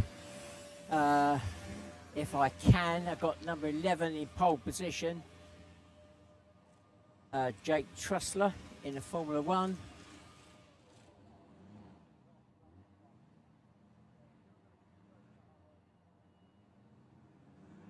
I don't think I've actually got a grid sheet for this one.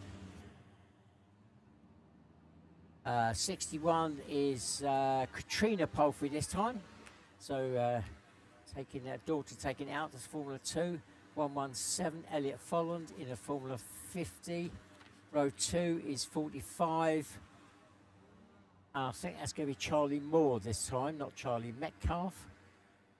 And then we got 3 Cy Francis in the Formula 1. He wasn't out in the Formula 1 race, so he's obviously had an issue. Row 3. I'm going to have to take a wander down there.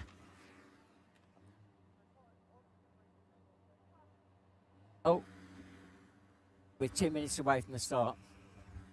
And I just spotted, oh, that looks like Kerris Roads in 169, the Formula 3. And I see the number 1 crafts there. Who's going to be? Yes, it is going to be Conrad Bill. So Conrad Bill in the green, number 1. That's the brand spanking new craft that they're getting prepped ready for the World Championships. Alongside him is 81 Nick Drew. Further back, we've got other craft. I'm going to have to come back to those as they start the race.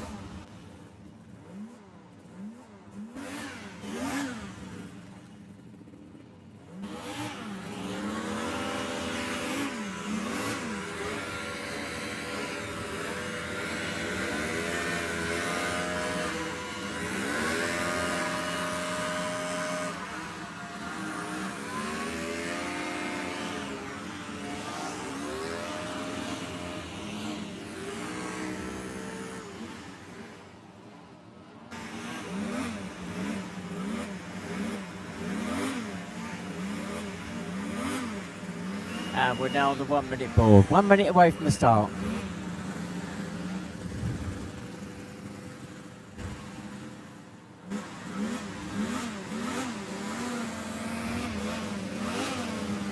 So watch out for Conrad Bill this time. Dad's out in the number 1 craft, brand new, not raced yet. That particular craft, Conrad, a former world, European and UK champion. He is nursing a bit of a shoulder injury, so may not push that craft to its full extent.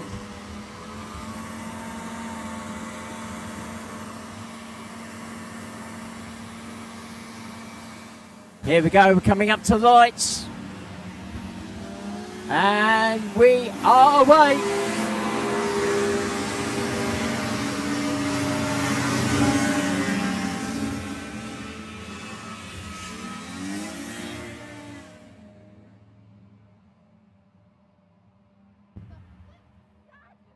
Right, they're all up and over the rise, clean by the looks of it. The grid is cleared.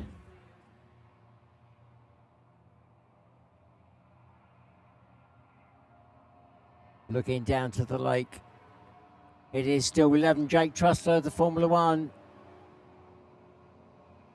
Pushing it hard, gets the craft up on his side a bit. Then it's Elliot Folland in the Formula 50, 117. And then Katrina Palfrey, 61.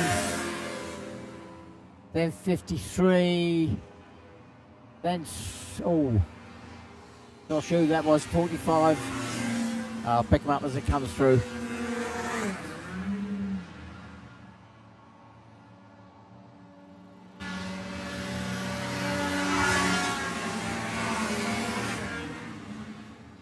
Well, I've been saying Katrina Palfrey, that's her maiden name. Katrina Hall, 61. I'm so used to saying her maiden name. So, the running order, 11, 117, 61, 3, 53, 45, 81, 98, 115, 1, 169, then 7.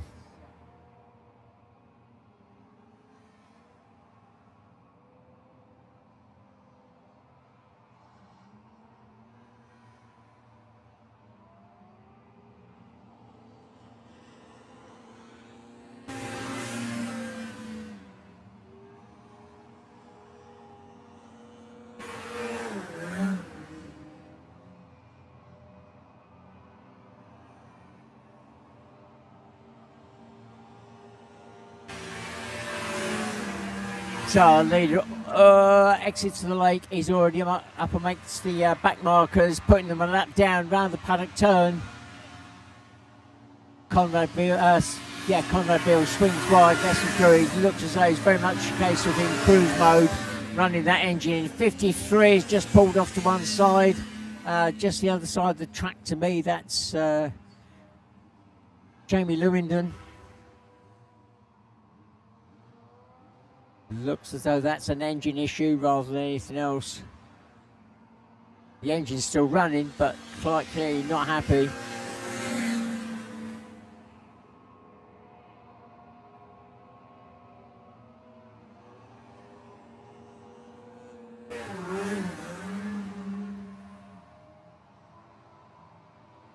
So the last time through, the gap between first and second, that was the Formula 1 and the Formula 50, was 25.5 seconds. What is it this time?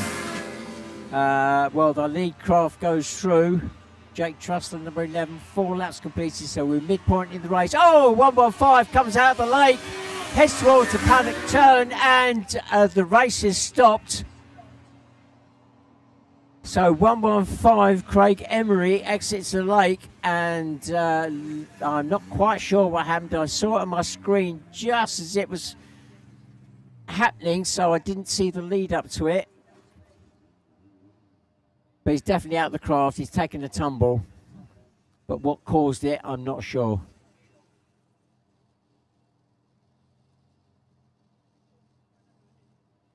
Well, feedback from my camera crew is that it looked as though nobody else was involved, so it may have he just landed wrong and it spat him out. So that race result will stand, I believe.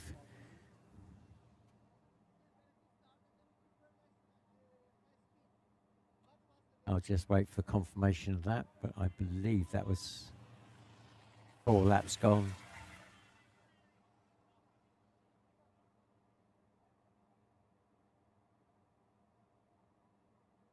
So looking at the time, our program was due to start again at 3:30.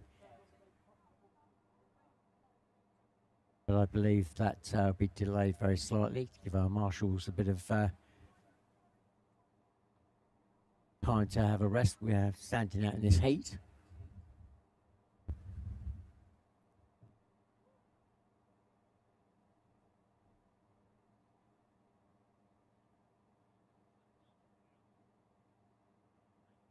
Okay, so that was race over. They've done enough laps. So there's no rerun. So drivers, mechanics in the paddock, there is no rerun. So race complete.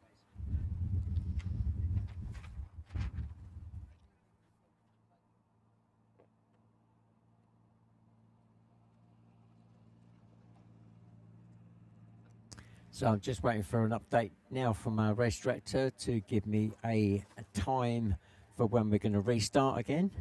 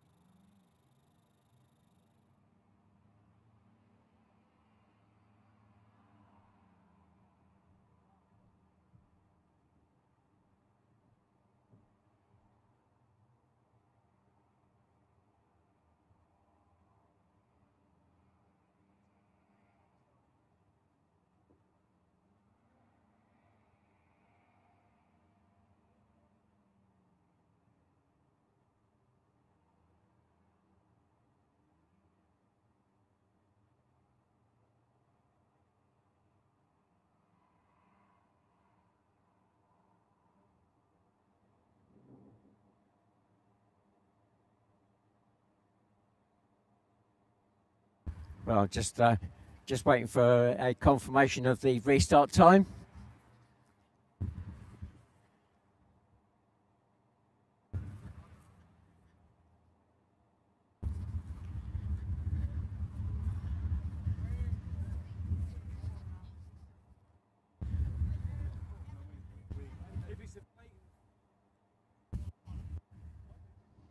Are going for a break, and Yeah. it will be 10-minute board at 3:50.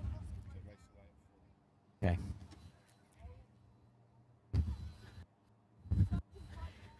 So I've just had confirmation that our next race will start at 4 o'clock. So next race will start at 4 o'clock.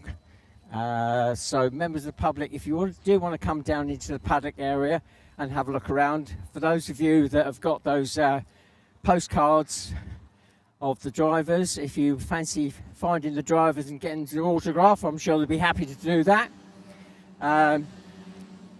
So I'll be closing the paddock off again at 3:45.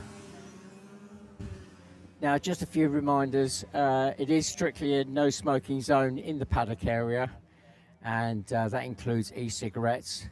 And if you've got any small children with you, please make sure they don't clamour on the craft. Watch out for those hot exhausts.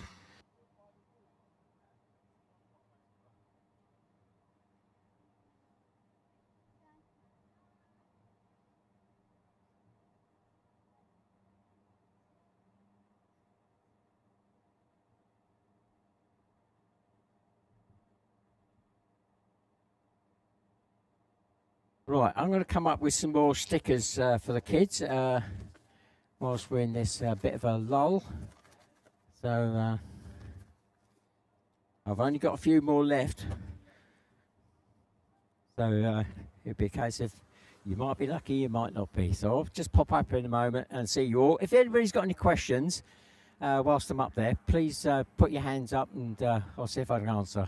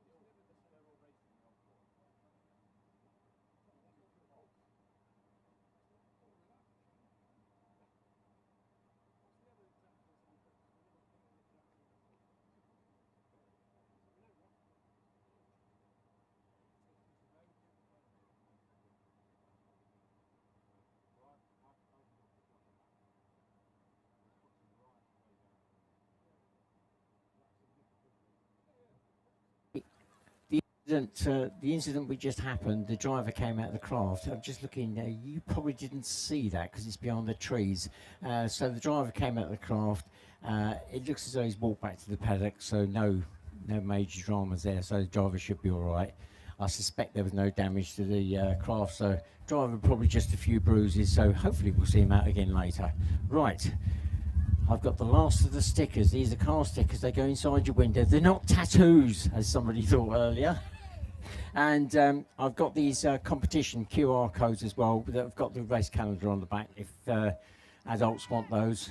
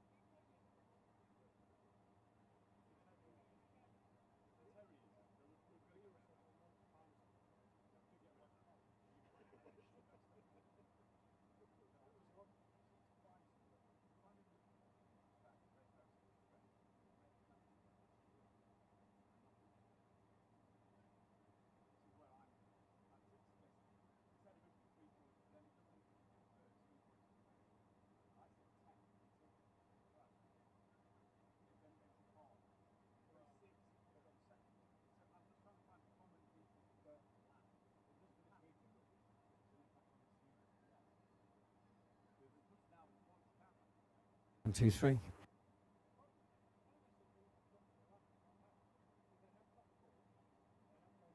One, two, three. Right, okay, got a signal. Anybody questions? More than happy to answer. I'll just have a wander along here. I've still got these flyers with the QR code for the competition if you fancy that. It's a £5 to enter, and it's a hovercraft experience for up to 6 people. So if you fancy entering that, is going to be drawn at our World Championships towards the end of August. So if you fancy that.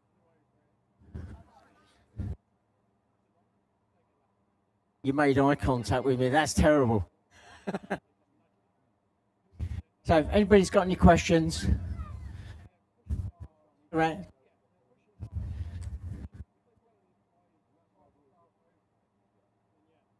As I said, we're going to start racing again at 4 o'clock. Craft will be coming out onto the grid at 10:02.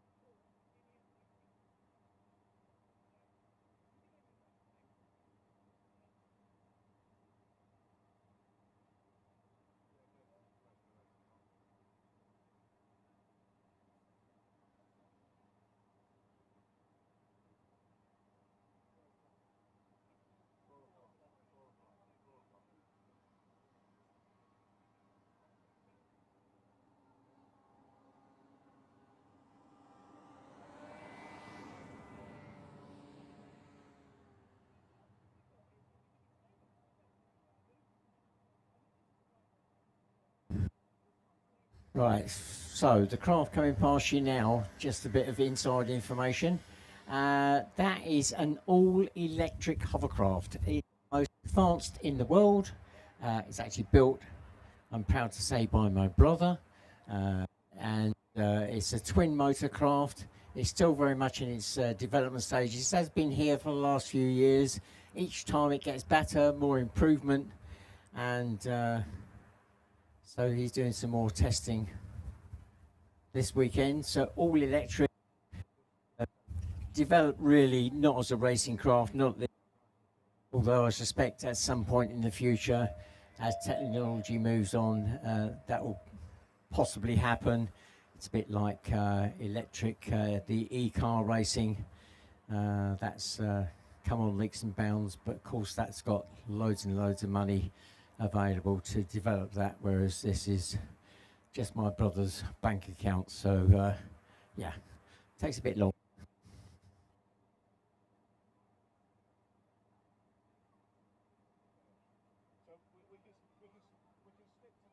If you are interested in that, if you go to, I've got to try and remember it now, e-hovercraft, might be .com, then you can see the videos of that craft operating in different environments and more information about the craft itself. So if you want to look at that sort of electrical side of things, take a look at that, go to Google, e-hovercraft.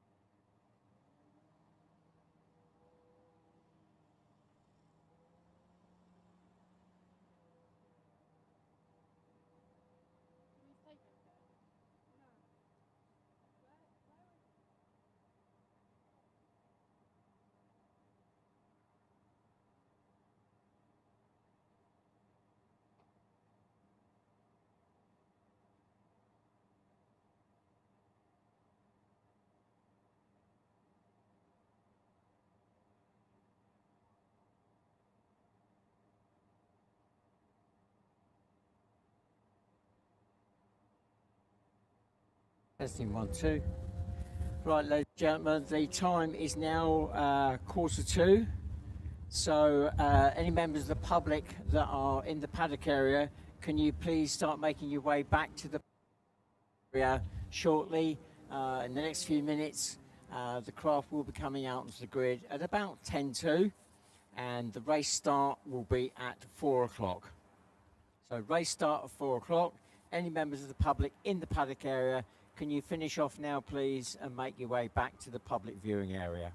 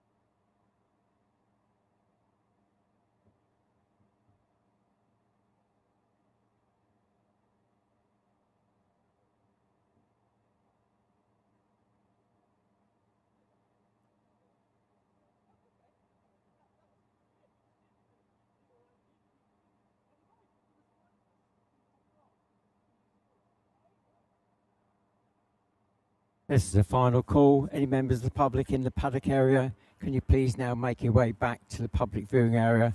The craft will be coming out onto the grid in a couple of minutes. First race up will be the Formula 50s and Formula 3s combined.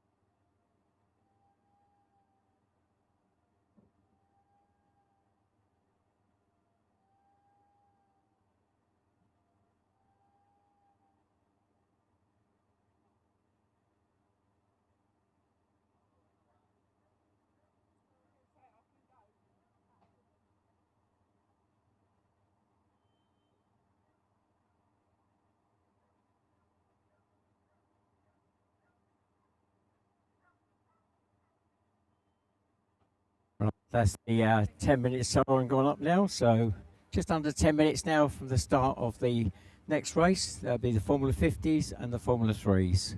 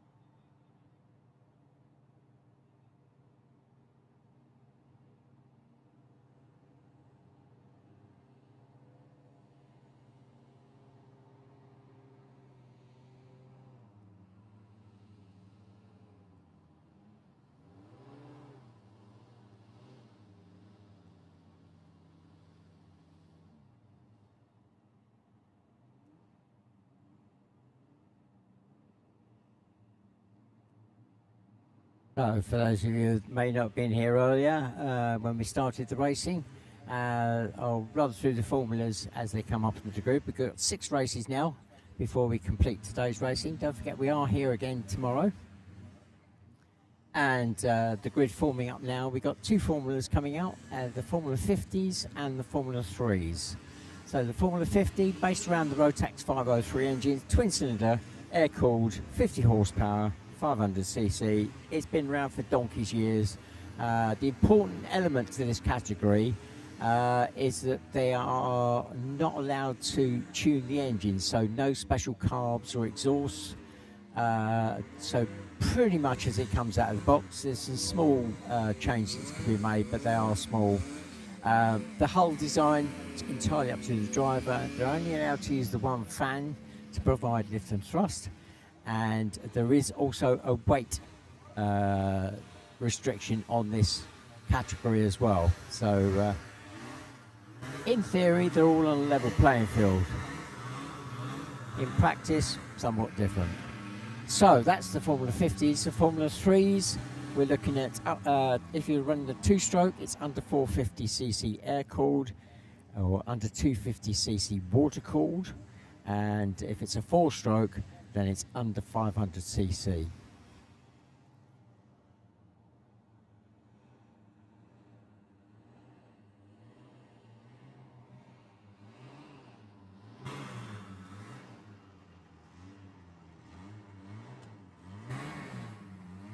Right, so let's run through the grid. So in pole position is 81 Nick Drew.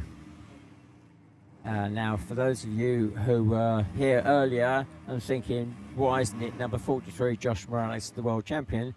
He was docked a lap because of an infringement where he cut the course and ran over a marker. So the drivers were made, it was made quite clear to the drivers this morning, any infringement like that, and they would lose either a lap or points. So Nick Drew taking up that pole position. Second spot, Dave Elson, 57.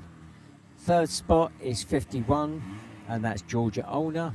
And then completing the front row, 135, Dan Turnbull. And Dan is in a Formula 3. So Formula 3 on the front row with the F50s. Row 2, we've got 86 Ben Lambert, Formula 50. And then number 50 in the Formula 50, Richard Worthington. And then completing row 2 is number 79 in the Formula 50, Ree Barnes. And that sounds like a 2-minute board. Row 3, we got 43 Josh Morales in the Formula 50, the world champion. So watch out for him trying to get back out to the front again. Alongside his 98, Vajcik Uckman in the Formula 50. Now there's one craft missing, 115, Craig Emery. He was the one that had the tumble earlier, so I'm not quite sure why he's not out. I don't think it was anything major, but he's certainly not on the grid. Alongside 98 is 117, Elliot Follins in the Formula 50. And then we go to row 4, Keris Rhodes in 169 in the Formula 3. Kian Olner, 72 in the Formula 50. 147, Nathan Ash in the Formula 3. And that completes that row. And then on row 5, we got 167 in the Formula 3, Nancy Devlin. Well, we were on the 2-minute board. It looks as though we went onto a very brief hold, but looks as though we might be going back onto the 2-minute board again very shortly.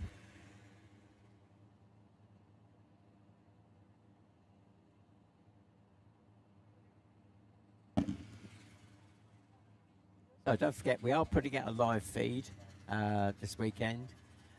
Just a heads up that we've had a bit of issues with the information that's going on the screen.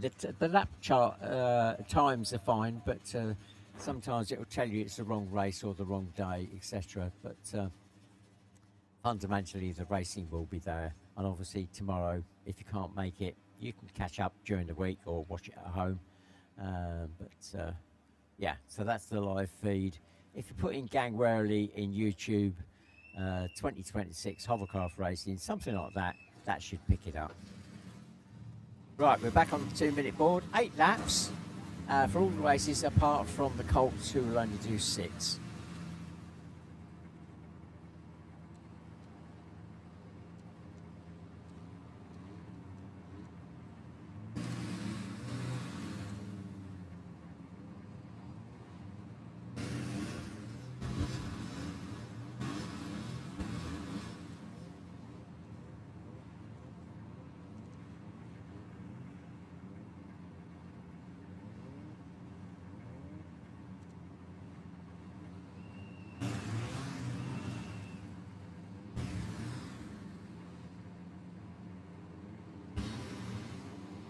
Looks like we've already gone onto the 1 minute board.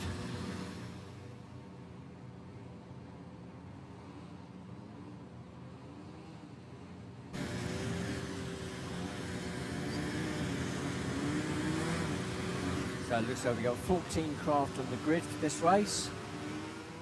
And we're on the lights. Here we go.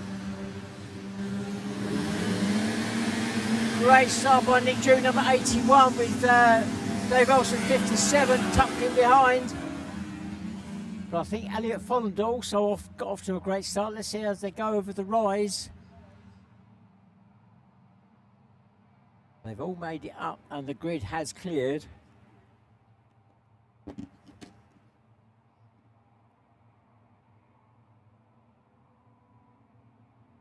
So it is Nick Drew, 81, that's still our leader. Then Dave Elston, 57. Then I think that's Elliot Folland as they drop onto the lake. It's 81, 57, 51. And then the first of the Formula 3s, 135, Dan Turnbull.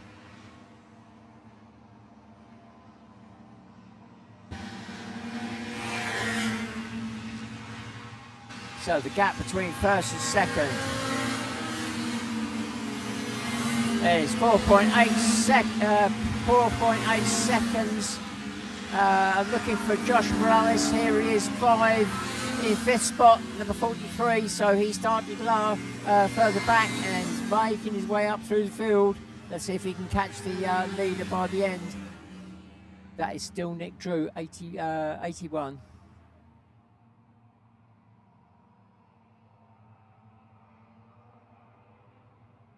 Well, it looks like Nick. Oh, Nick opening up that gap, but made a mistake. Got it sidewards and scrubbed off a whole lot of speed, and only just made it round the marker boy.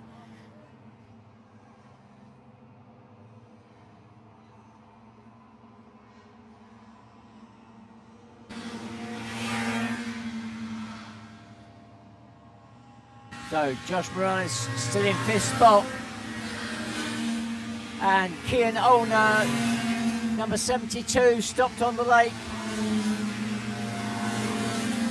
and trying to pull the engine over, and I got a sneak suspicion that may have seized the way he was trying to pull it, and it wasn't having it at all. So Kian Older looks like he's out of the race. He's currently floating on the lake.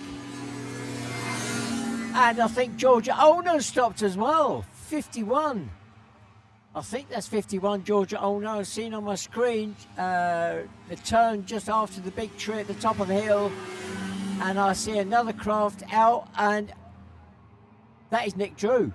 I think that's Nick Drew, 81, just before the drop onto the water.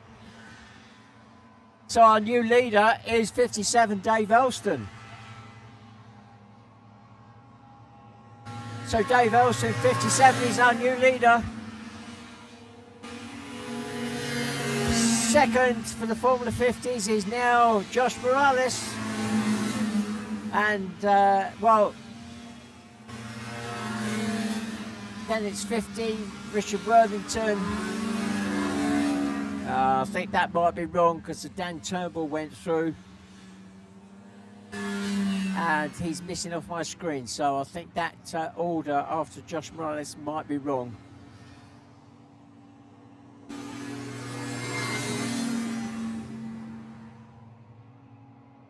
Yeah, I can see Nick Drew in the distance there, the other side of the lake, stopped to one side. Not quite sure what the issue is. I'm not sure whether our camera crew can zoom in to actually see what's going on.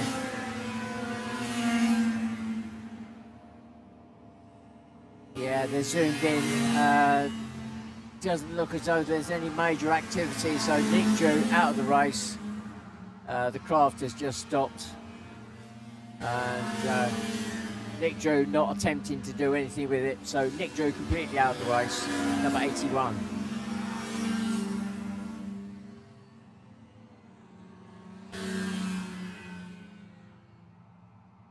So, our running order at the moment, Dave Elston is our new leader, 57, Josh Morales, 43 in second. And gap from first to second is now very close. They're coming up to complete 5 laps around the paddock turn now. Dave with some skirt damage on that front left corner. I don't think he's going to hold off the world champion for much longer as they run through past me. The gap was 0.49 of a second, so just under half a second between first and second. And looks like Dave Elston's, I think, is still holding on to that first spot. Round the turn, the big tree, and Josh Morales goes for the move. Oh, he's made a dog's dinner of it. Oh, Josh Morales, just before the drop on the water, there was a turn, and he headed off into the long grass. Dave Elston escapes, and he continues on, still leading the race. So Josh Morales tried to make the move on the inside. It looked as though it was going to be good, but his front end of the craft just caught the long grass, spun him round completely, and well, he's still got a couple of more laps to go because 6 laps completed now for our leader.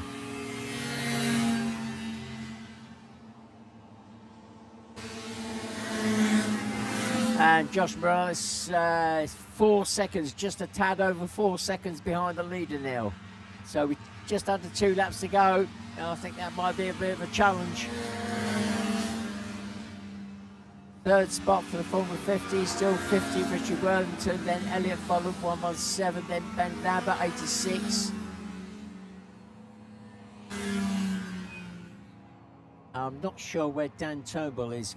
I think his tag, I've lost his tag information, so I think he's leading the race, but yeah, he's still out there, but his tag isn't showing, so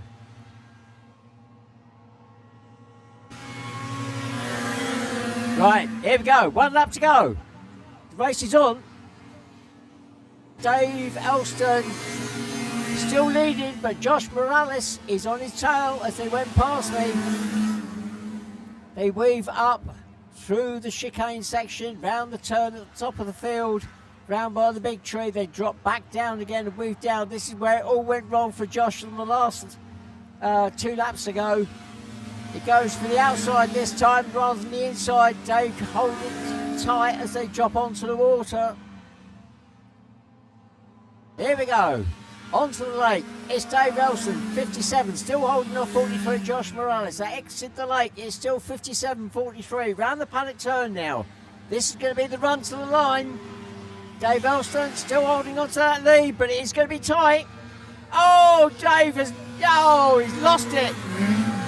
Josh Morales. Oh, I think he found a turbo button somewhere and he squeezed through on the inside. It was a clean pass. Got past Dave Elston, round the paddock turn and took the win. And, well, Dave Elston pipped at the line there.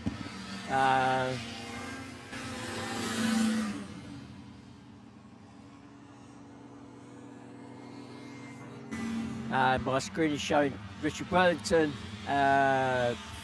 number 50 in third. Fourth, 117, Elliott Folland.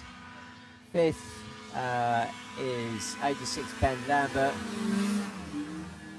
And now I think it's Reed Barnes, 79. Then Maciek Uckerman, number 98. Then, yeah, we got a whole load of craft dropped out. Nick Drew, Georgia Olner, Kian Olner. Coming back to the Formula 3s, I don't have the tag information for Dan Turnbull, but I'm pretty sure he won the race. So that's subject to confirmation. If that is the case, then Nathan Ash 147 took second for Formula 3s, and third goes to Keris Rhodes 169, and fourth goes to 167 Nancy Devlin.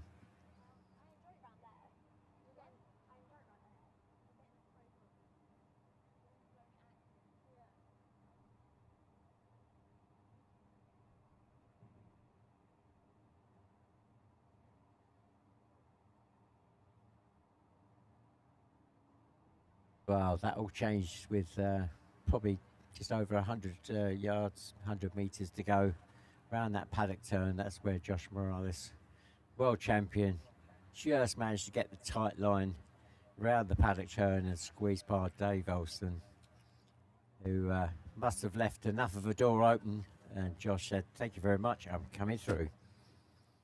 So next race up, we are looking at the colts. So age 10 to 13 years of age.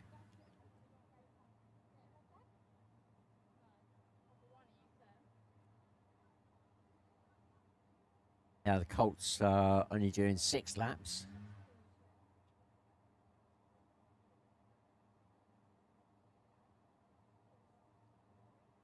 And I think there's only going to be 3 craft in this particular category.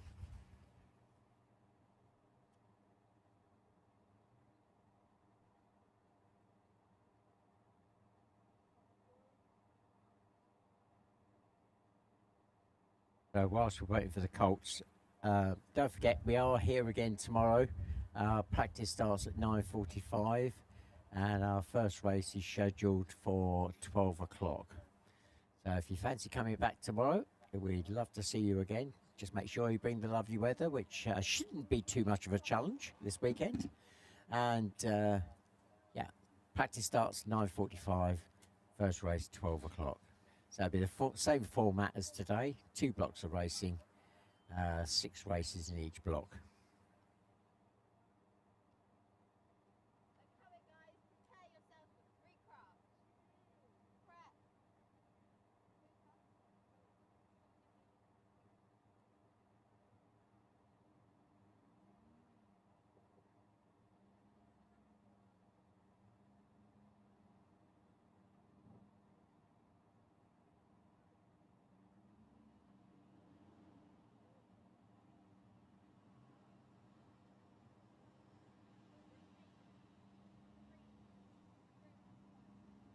Well, I just heard over the radio that, as I said before, with the Formula 50s,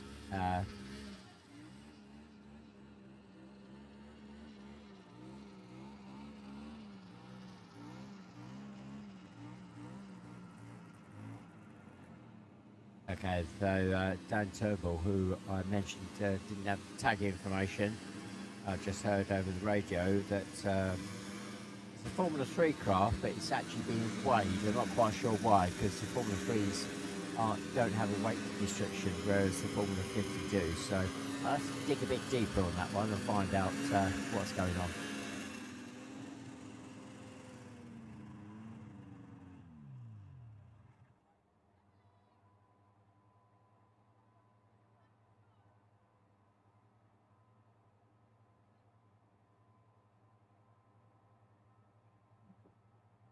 Looks like we're coming up to the 2-minute board very shortly now.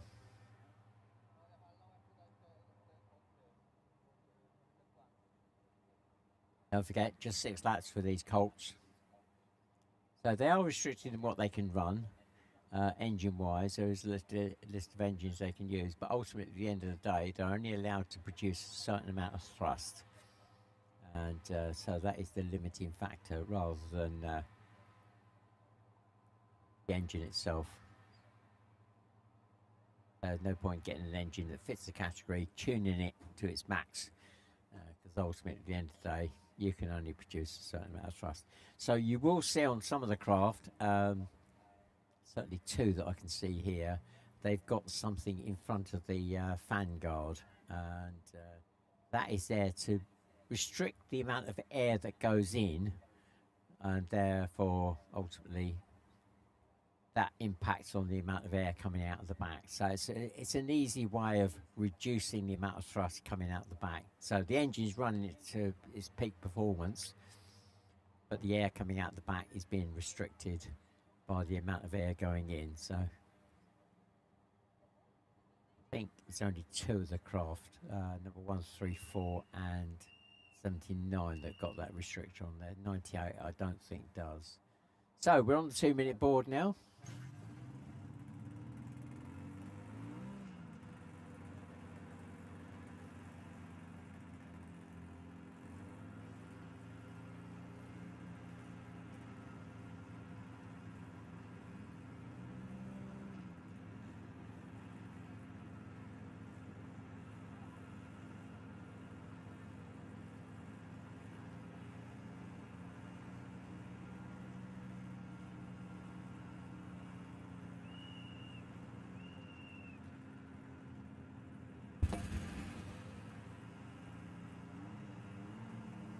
that sounds like the 1 minute board.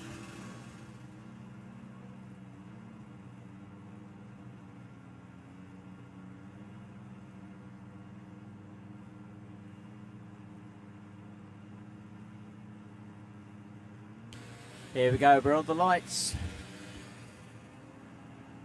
And we're away. 98 off to a great start, but it 134. Looks as though he may have dragged it, out-dragged, going to the, yeah, he has, 134. Digby Dorman is our leader. 98, Philip Charnick is in second. Then Hayden Norman, 79 third.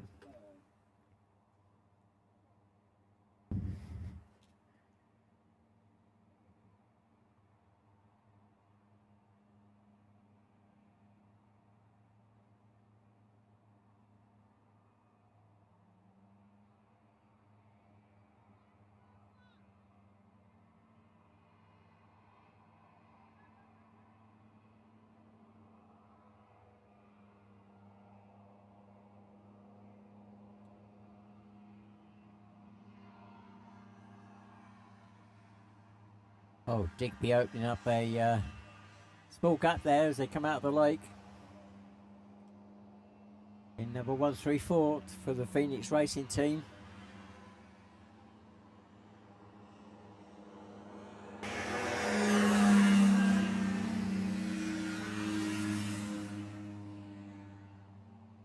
The gap between first and second at the moment is 3.06 seconds.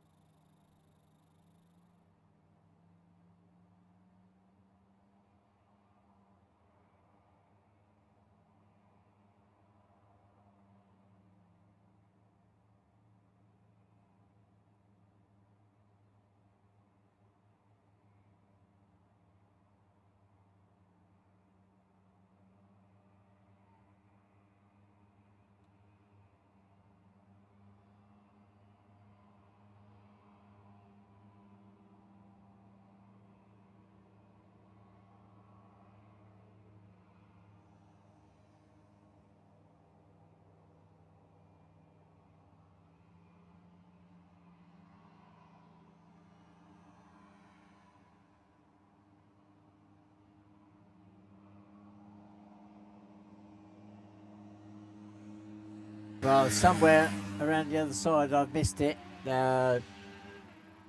Digby.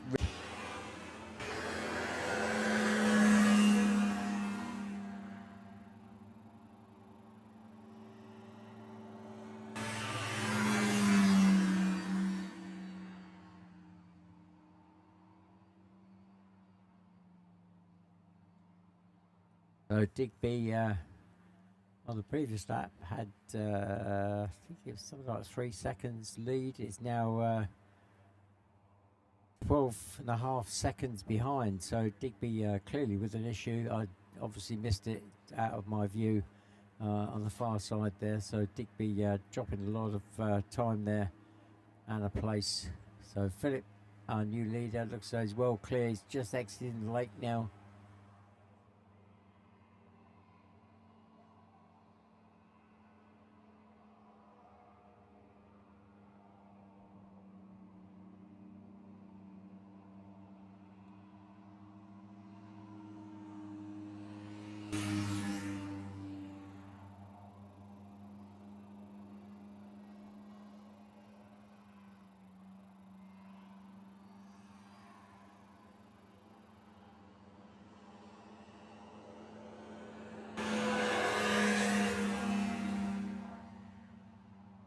The gap now, first to second, 16.6 seconds.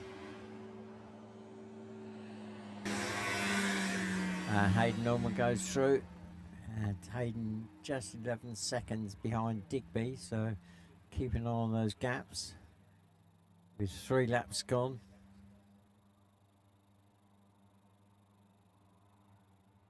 That means midpoint in the race now. 6 laps for this particular group.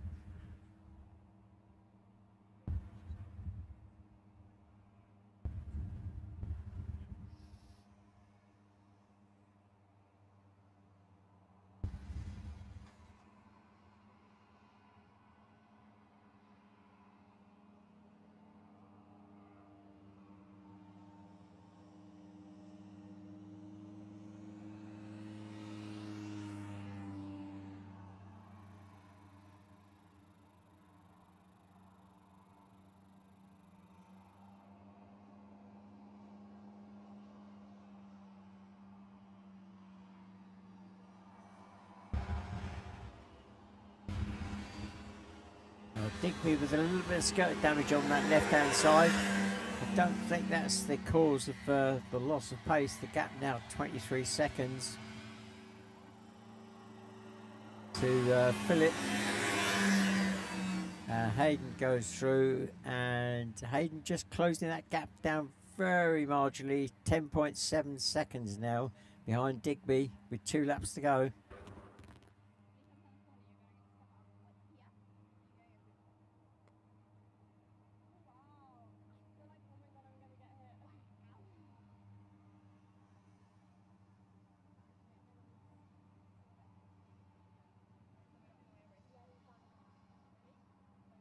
So Philip going around the paddock turn there. Comfortable lead.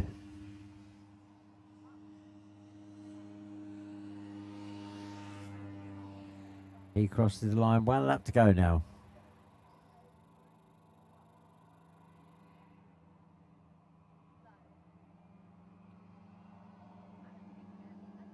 And Digby really struggling to come out of the lake there, so there's something... oh, I think Hayden may have made a little bit of a mistake coming out the lake as well.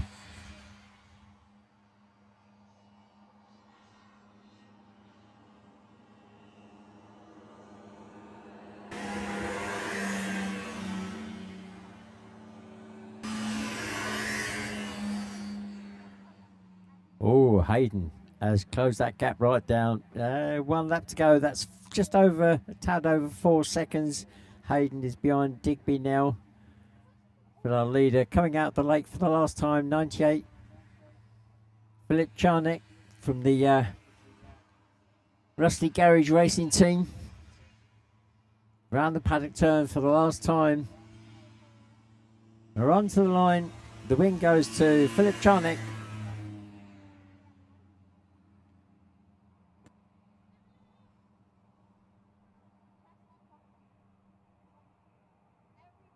Right, looking back for this second spot.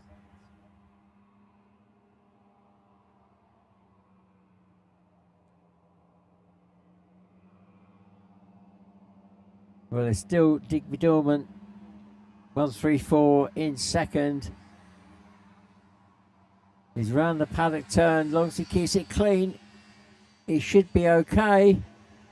But Hayden Norman is really close. And Digby Dorman from the Phoenix Racing Team does hold on to that second spot. Hayden Norman's so close in number 79. Just under a second there away from snatching that away from Digby. If another lap, that could have all been completely different.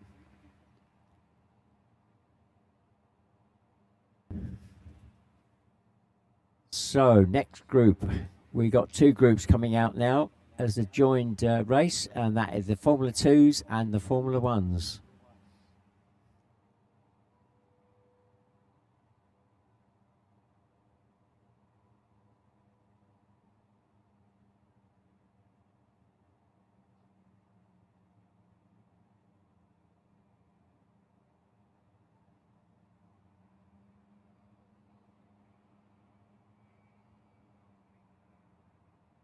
No, Formula 2s.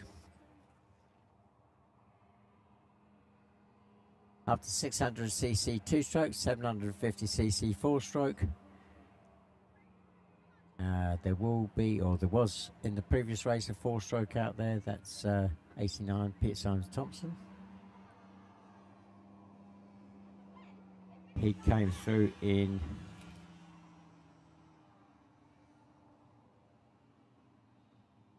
let's have a look. He came through in second spot in the first race. And then Formula 1's unlimited capacity, anything goes. Forget the CC, we're talking about horsepower. And you're looking at somewhere in the order of 230 horsepower for thrust, up to that. And plus the lift engine. 0 to 60, they'll accelerate most standard road cars, and they'll top out around about just a tad over 80 mile an hour.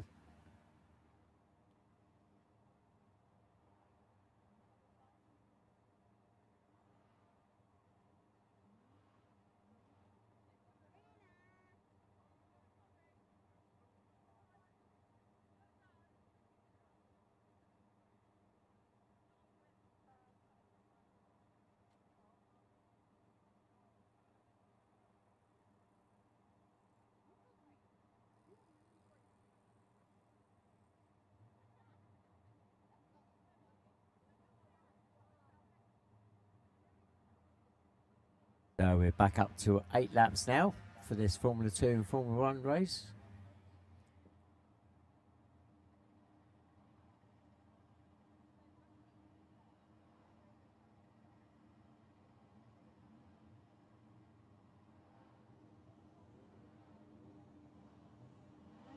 So George Bryan's first one out, but he'll be dropping into the front row in that Formula 2 craft in 4th spot.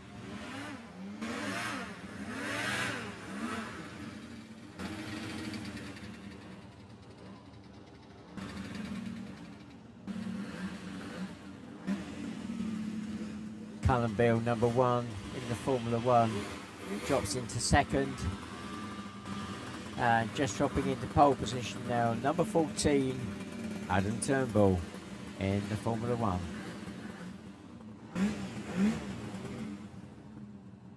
Still waiting for 3rd, there he is, number 11, Jake Trussler, local driver. He'll be dropping into 3rd spot, he's also a Formula 1. His brother is also out here, Josh Trussler, 119.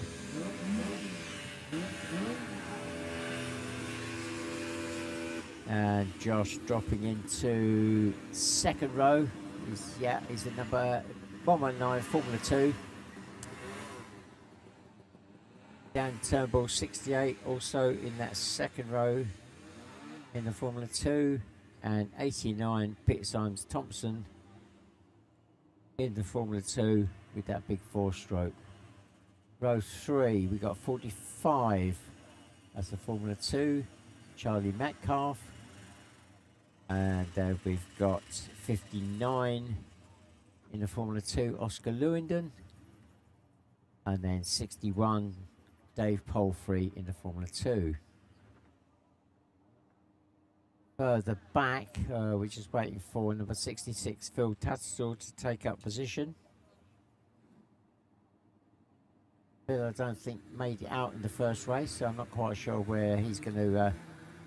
whether he'll drop onto row 3 or row 4.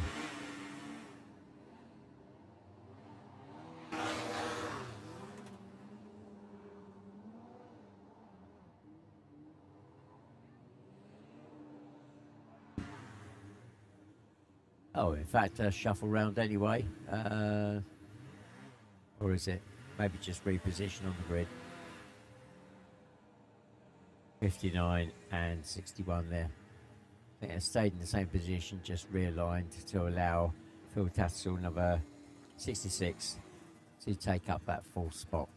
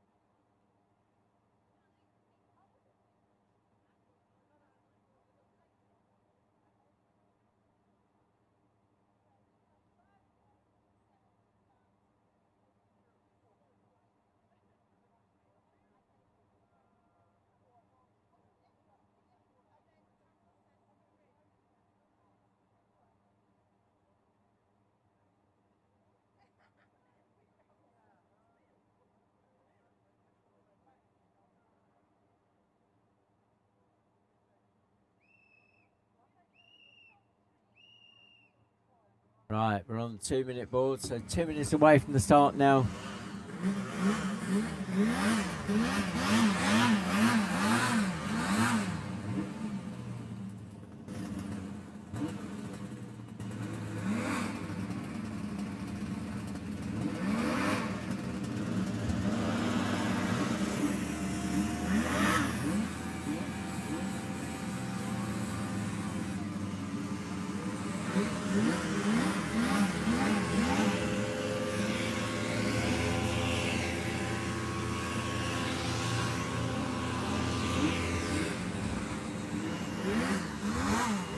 We're now on the 1-minute board, 1 minute away from the start.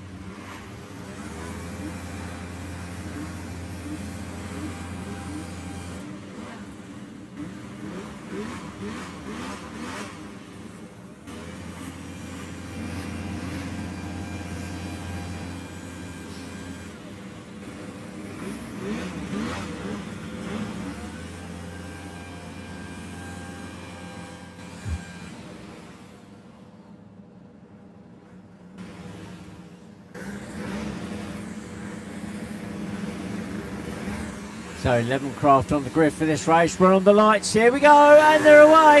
Adam Turnbull off to a great start at 14. 1 drops in behind, 11 drops in behind that. They're away. And the grid has cleared.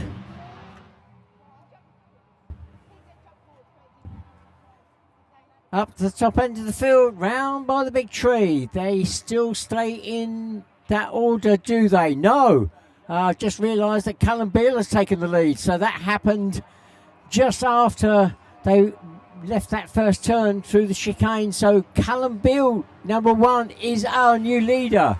14, Adam Turnbull is second. Third is 11, Jake Trussler. Those all Formula Ones.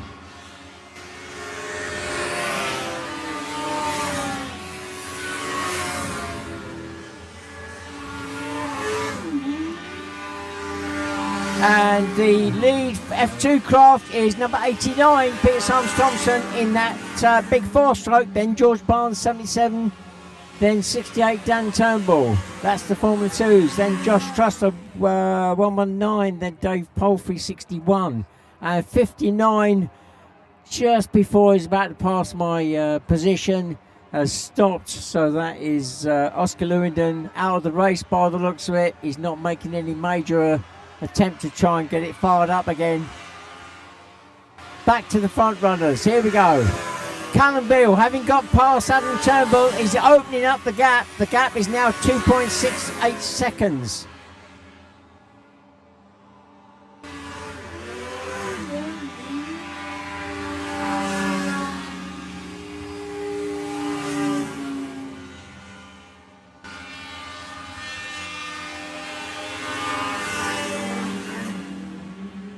So, I'm wondering now. So, Callum in that number 1 craft, his dad, they both had identical craft coming into this weekend. Dad had a brand new craft. He took it out in the first race to run the engine in. Have they actually swapped the craft? So, Callum is our leader, out sprinting Adam Turnbull, which is unusual. So, Callum got into the other craft to stretch his legs, because he's now 3.15 seconds ahead of Adam Turnbull. Jay Trussler still in third, number 11. Then the lead F2 craft, 89, Peter Thompson. Then George Barnes, second for the Formula 2s. Number 77, yeah. Then 68, Dan Turnbull in third. Then Josh Trussler, fourth, 119. Fifth, 61, Dave Palfrey, 66. Phil Tatchell, and then Charlie Metcalf, 45.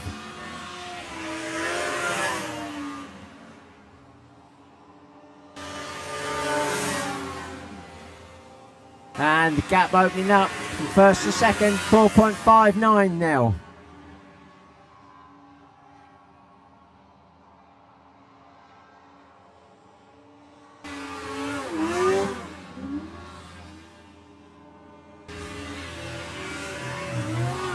And Jake Trussler, number 11, up the top end of the field there, making his way past the back markers. He's in that Formula 1, don't forget.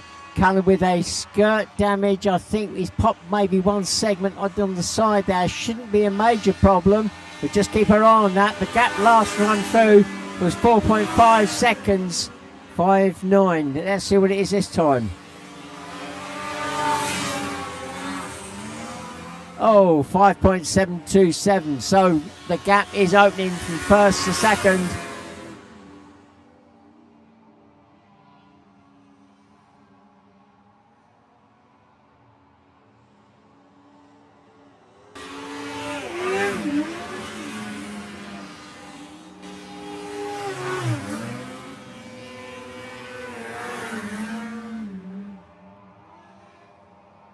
So over 5 laps gone, our leader comes around the paddock turn to come across the line to complete 6 laps. It's still Callum Beale.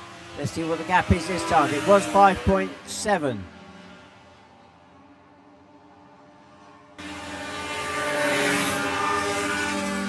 It's now 6.56.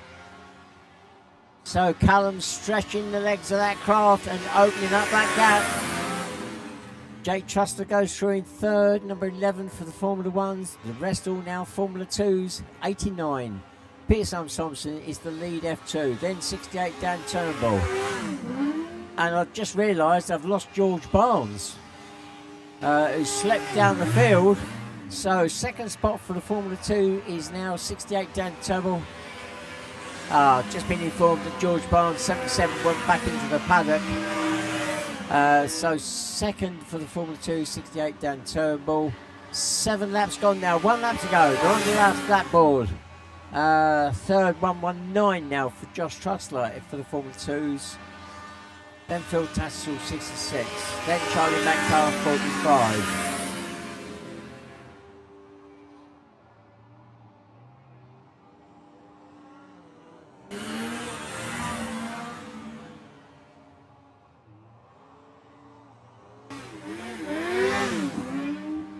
I'm looking for our leader, Callum Beale. Oh, he's in amongst the traffic coming out of the lake, just behind Charlie Metcalf in that Formula 2. And that's allowed Adam Turnbull to close the gap right down onto Callum Beale, but not close enough. Callum sprints away. He takes the win. The gap in the end came right down to 2.11 seconds, and that was because of traffic. So Callum takes the win. Adam Turnbull, number 14, takes second. Jake Chester crosses the line in third. That's the Formula 1s. And 89 at the moment is showing as my lead F2 craft. So he takes first place. There we go, he crosses the line now. Second spot will go to 68 Dan Turnbull. Just crossing the line now. Third at the moment is Josh Trussler at number 119. And then fourth will be 66 Phil Tassel. And fifth will go to 45 Charlie Metcalf. And then sixth goes to 61 Dave Palfrey. And then George Barnes, who returned back to the paddock.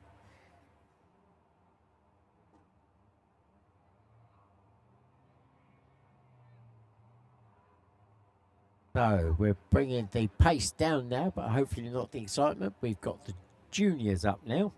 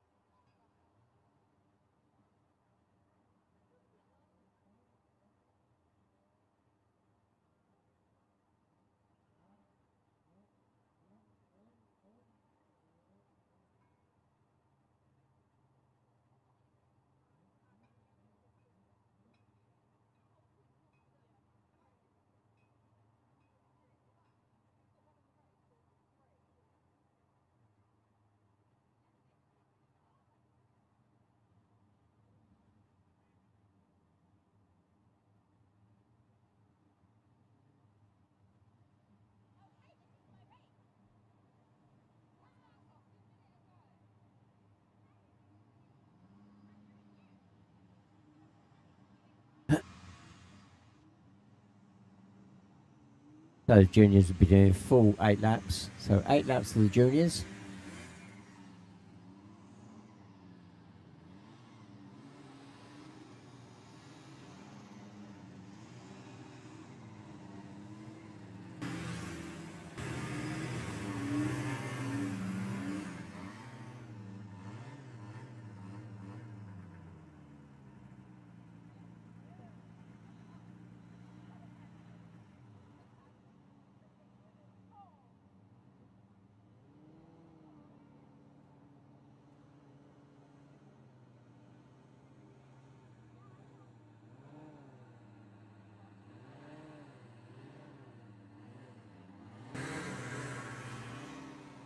So, having dropped into the grid in that pole position, number 4, Theo Spedding, in the first race today. He was on the last row of the grid. That primarily is down to the fact that he hasn't done so many race meetings. He joined this season a bit late, so still building up those points, but he worked his way from the very back through to win the race. So that's number 4, Theo Spedding. Second spot, 44, Lily Elston, our current European junior champion. And then 75 is Harley Allman. 153, Tyler Reynolds should be on the front row in full spot, but Tyler has started making his way out onto the grid, and they've stopped. So I'm not quite sure whether he's going to actually make it onto the grid. I think they've called for the trailer. Yep, the trailer. Second row is number 82, James Cooper. And then 95, Dylan Clark. So that's row 2 complete.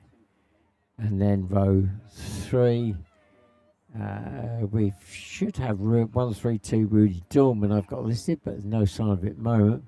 But we've also got number 5 on row 3, Lucas Rhodes.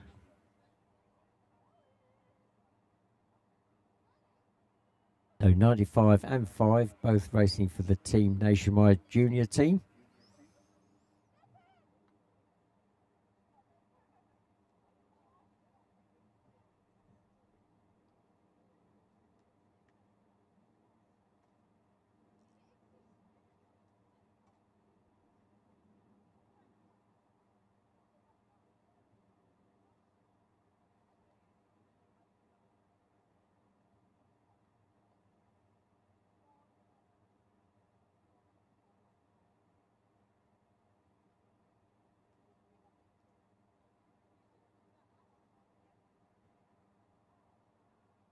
Well, at the moment, just 6 craft on the grid.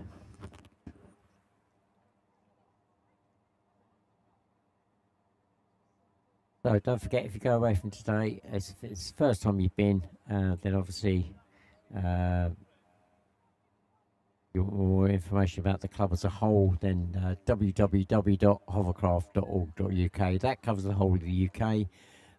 The branch that's organising this particular event is the Southern branch. We've been here more than 30 years, that's all I can say. Definitely more than 30 years. So it's a regular on our calendar. Our next event here in the UK, we have the World Championships, and that is at Whittlebury Park, and that is right next to Silverstone, literally right next to it. And the date for that event is the actual race days are the 21st to the 23rd of August. So if you fancy coming along to watch the World Championships, 21st to the 23rd of August.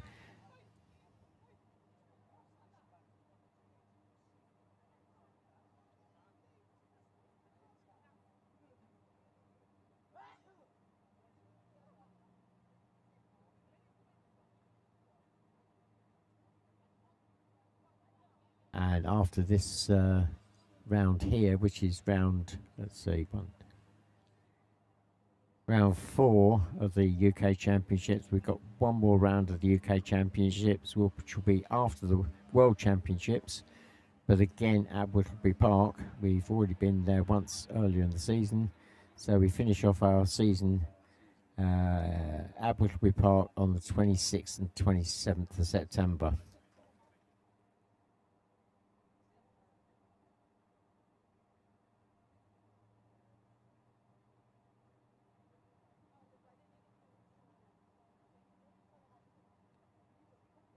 Well, it sounds as if we might be coming up to the 2-minute board fairly shortly.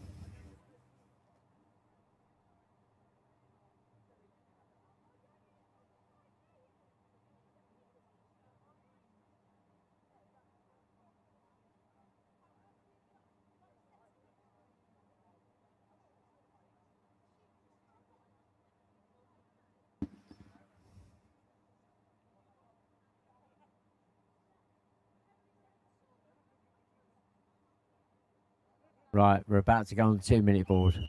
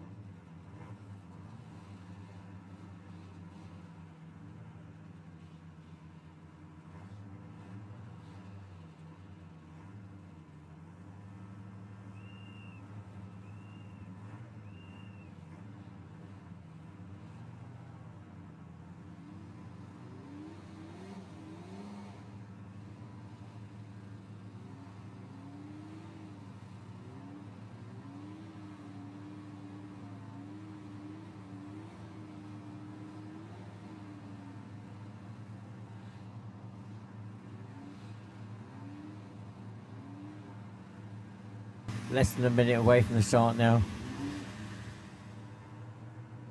And in fact, we're on the lights. Here we go. And we're away. Oh, Theo Spenning caught napping there. Oh, was that an early start for Lily Elston, 44? And we got a late starter coming out, 153. Finally, they got that craft sorted. So 153 coming out. And that is Tyler Reynolds.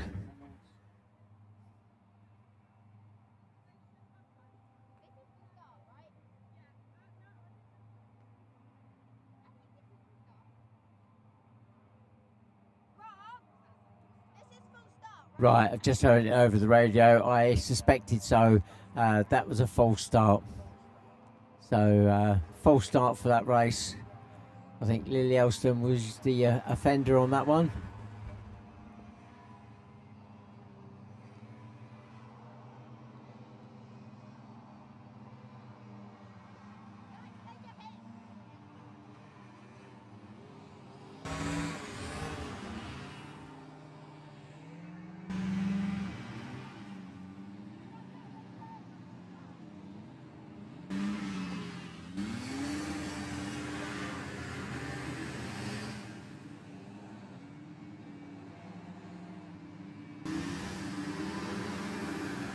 So they'll be regridded and we'll have another go.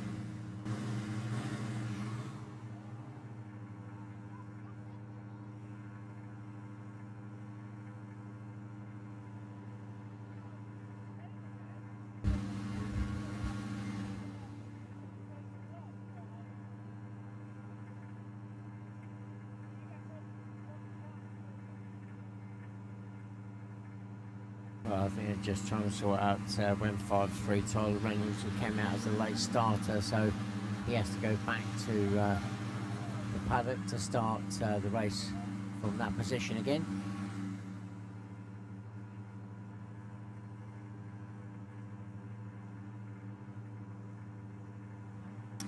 Right, okay, just a clarification there.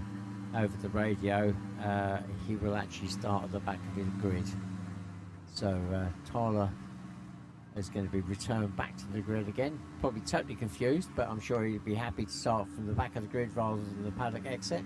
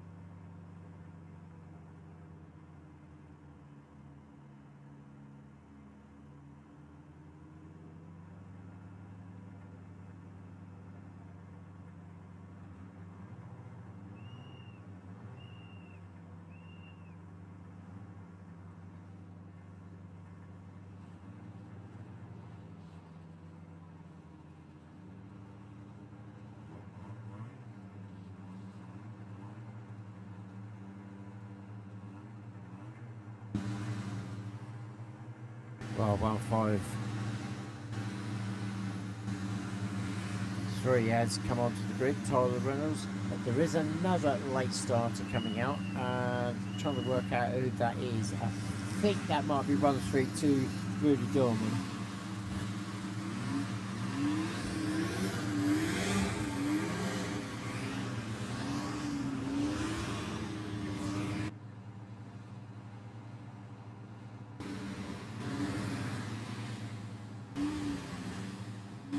Right, coming up to the lights, here we go. And clean start this time by the front row, and it's 4, 44, 75, then 82, 5, already moving up past 82, then 153. I'll pick them up as they come through.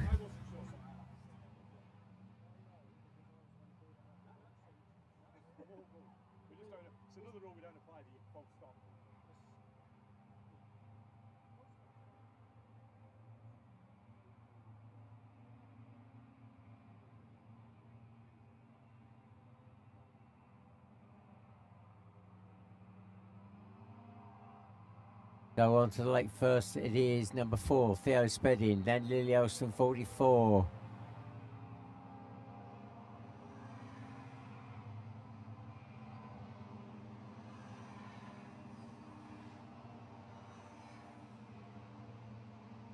Around the paddock turn.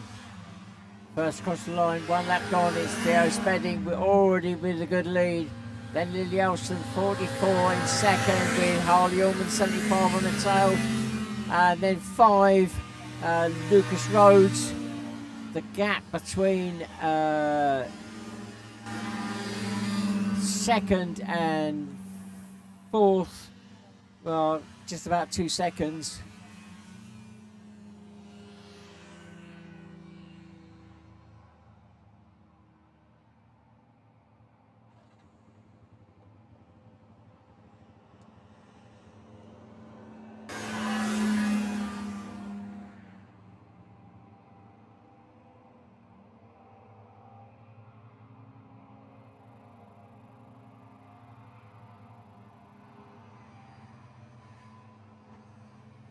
Right, as they come out the lake, it's all closed up. It's still Theo Spedding, number 4. He had a 5.4 second lead, but Lily Elston has closed that gap down round the paddock turn.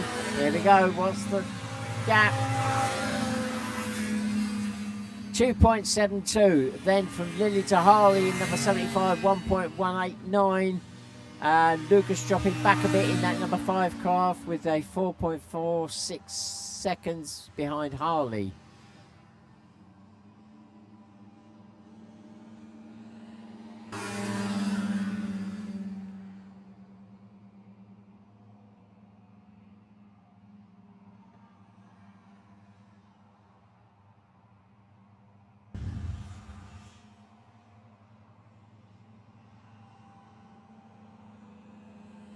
Oh, and fourth, Theo's Spedding. Oh, he's made a mistake. He's made a mistake. He ploughed sideways, scrubbed off holders of speed. He's cut the marker boy. The race director was there, obviously saw it. So Theo Spedding might be leading, but due to an error, cut the corner. And I'm sure there'll be a penalty for that. Lily Elston, 44, is second, still being chased by Harley Allman. The gap between Lily and Harley, 1.51 seconds. And still within striking distance in fourth spot, number 5, Lucas Rhodes, with 3.589 seconds behind. So Theo Spedding making a mistake on the lake there. Just at the marker boy, got it sideways, ploughed in, scopped off for the whole of speed, ended up missing the marker boy.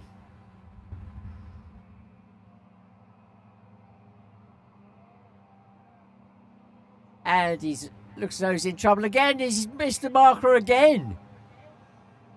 So Theo in real trouble. In fact, he's pulled into the bank, into the reeds. I think he's got skirt damage on the rear left corner that was dragging him around. So our new leader is going to be Lily Elston, number 44. What's the gap this time? 2.19 seconds from Lily to Harley. Lucas just 4 seconds behind Harley there in number 5. With 4 laps gone, so we're midpoint in the race.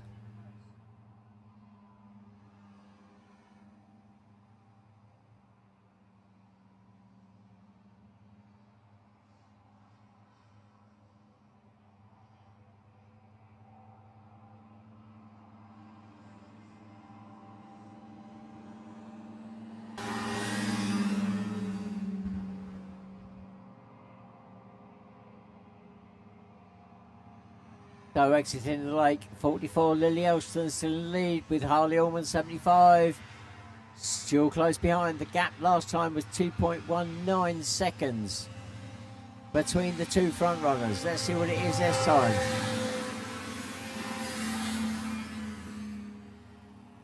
.019 now. So Harley Allman closing that gap down very slightly.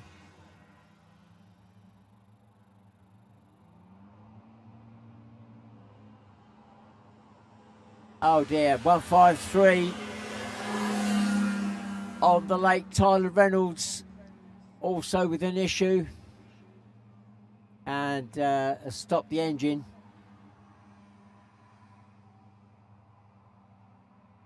There's 2 craft out of the race at the moment. That's Theo Spedding, number 4, and Tyler Reynolds, 153. And I've just noticed that Dylan Clark, 95, has I think has dropped out somewhere.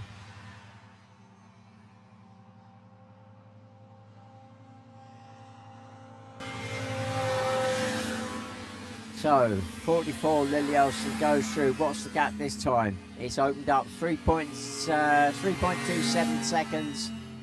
Lucas 4.915 seconds behind Harley. So the first 3 still very much in touch with each other. They're a long way back to James Cooper, number 82 in 4th. 5th is 153, Tyler Reynolds. Well, he stopped on the lake. So it looks as though we've lost 153, 132, number 4 and 95 out of this race.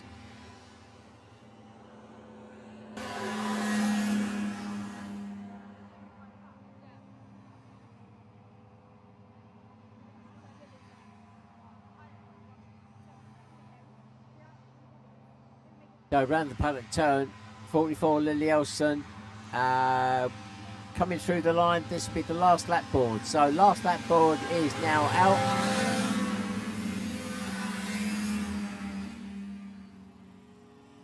And the gap 2.27 seconds between first and second now.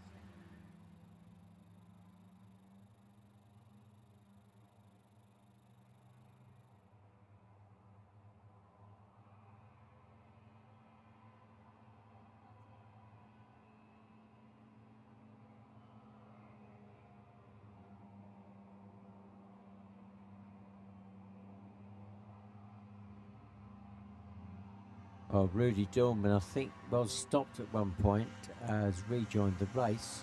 He's currently in 5th spot.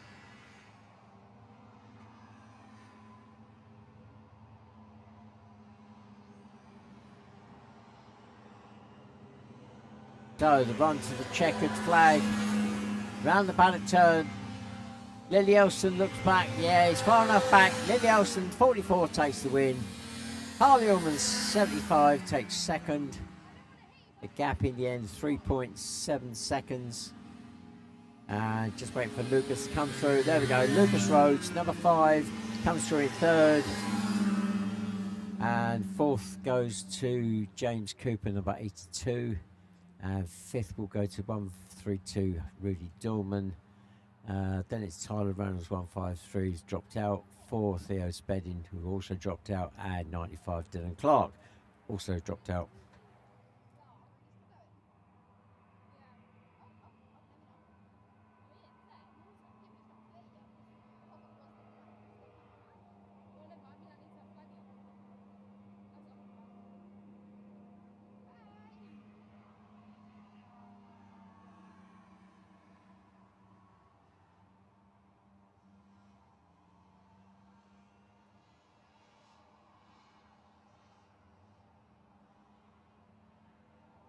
Our next group up are the novices.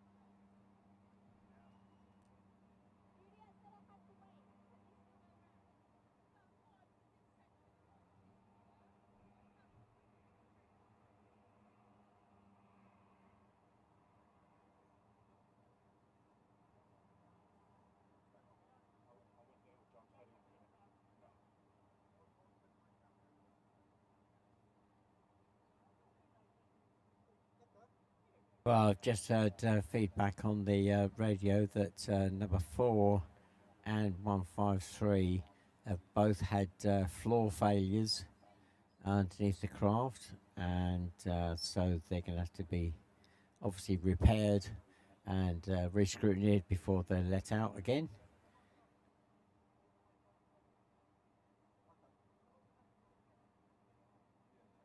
So our junior season points, which has just appeared on my screen. Lily Elston is leading the season with 404 points. Harley Ullman with 313. Emily and Tyler Reynolds, they run as a team. They're in 3rd spot with 296. And not that far behind with 283 points is 132 Rudy Dorman. Then in 5th spot is Lucas Rhodes with 274 points. And my screen has just appeared. So I can't run through the rest. Oh, there you go. Pop back again. They were listening to me.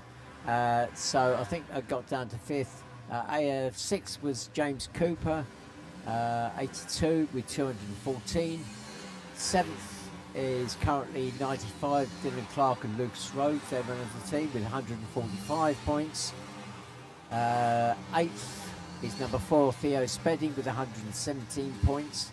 And 9th, number 7, Maya Barlow, who's not here this weekend, 47 points. So that's the season points so far for the juniors.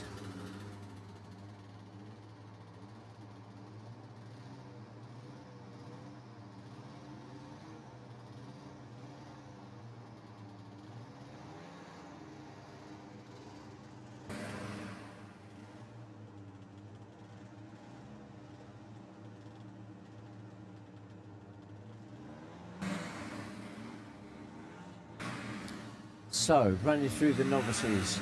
Novices, I'm not sure how many completely new novices we got out here. Some of them are returning drivers. We've got number 94 here, who's returning after a long time out. I can't remember his track record, but I'm sure he was the UK champion at some point in one of the formulas. Number 94, David Kemp.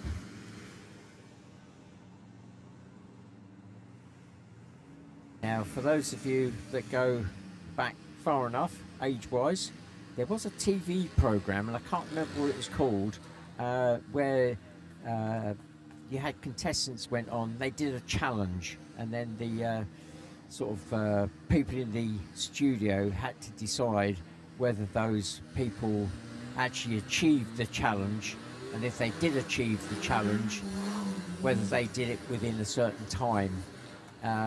David Kemp was one of those. He drove his craft around a course. That seems fairly straightforward. He had his father on the back, and David was actually blindfolded.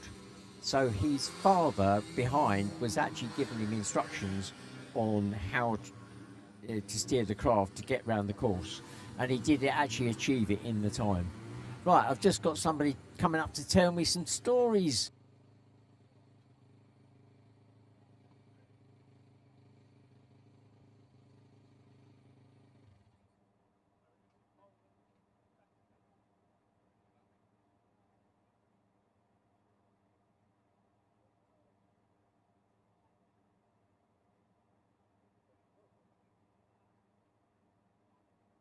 Right, I just had an update. So number 38, Paul Tarpley, who's on the front row there, he's a returning driver after a few years out, and he's had real problems with his Formula 2 craft. They've got another craft here, which is he's going to go out with his Formula 2 number on. It's way underpowered, but it's a case of him getting out there and getting some qualification points for his novice. So that's Paul Tarpley, number 38. We've got 161, and that is Sam O'Sullivan. Again, another returning driver. I think he just about qualified and then didn't do enough races, so he's re-qualifying. That's the front row. Row 2, we've got 128, Morgan Watcham. And then 94, David Kemp.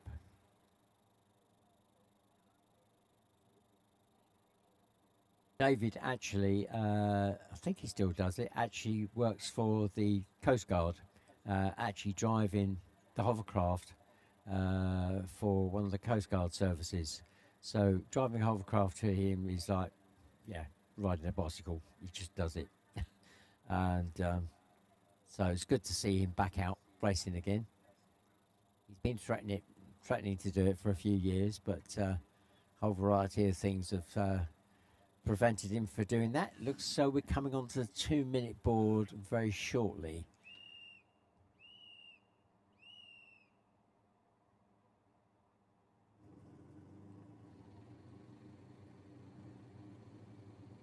So with the novices, they're allowed to use any of the main Formula craft, but if they do choose to run a Formula 1, which is unusual, then it is restricted in the amount of thrust that they can actually produce out the back.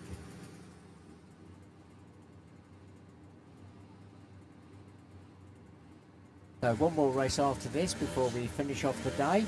Don't forget, we are back here tomorrow.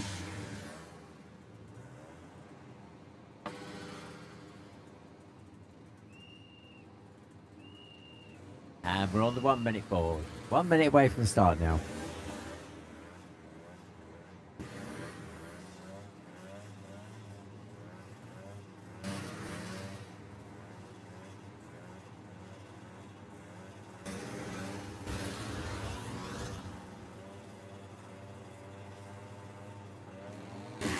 And we're away.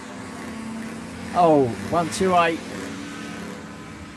Squeezed the throttle and obviously didn't quite react to what he was expecting. So he's cruised off the line, but the hand is definitely up. So number 128 quite clearly with an issue, and that's Morgan Watcham.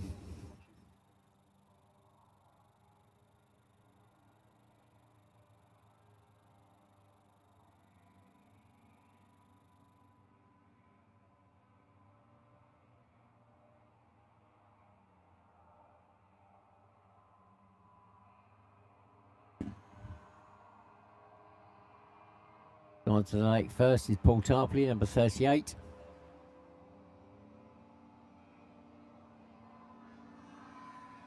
Then 161, Sam O'Sullivan.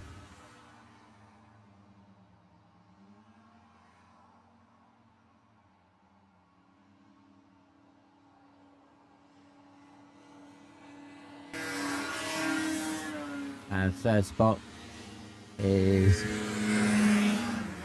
number 94, David Kemp.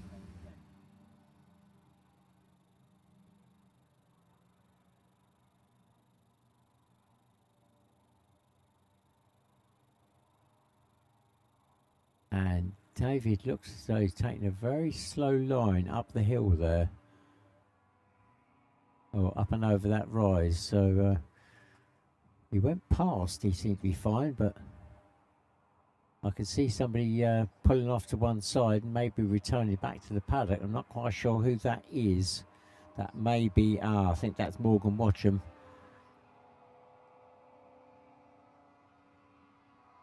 So 38, Paul Tarpley out of the lake with a good lead now.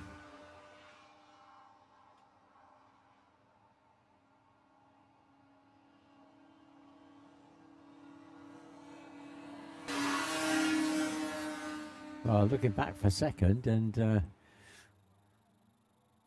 it's looking very empty. So I'm not quite sure where second or third. Oh, I've just heard somebody call for a recovery. That's never a good sound.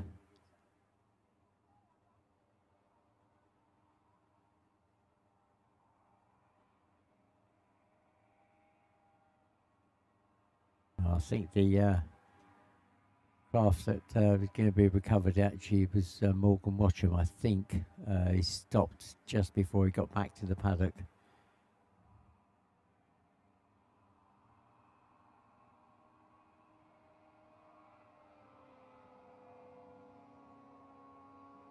So at the moment, it's just Paul Tarpley. Number 38, Sam O'Sullivan seems to have disappeared somewhere, as has 94, David Kemp.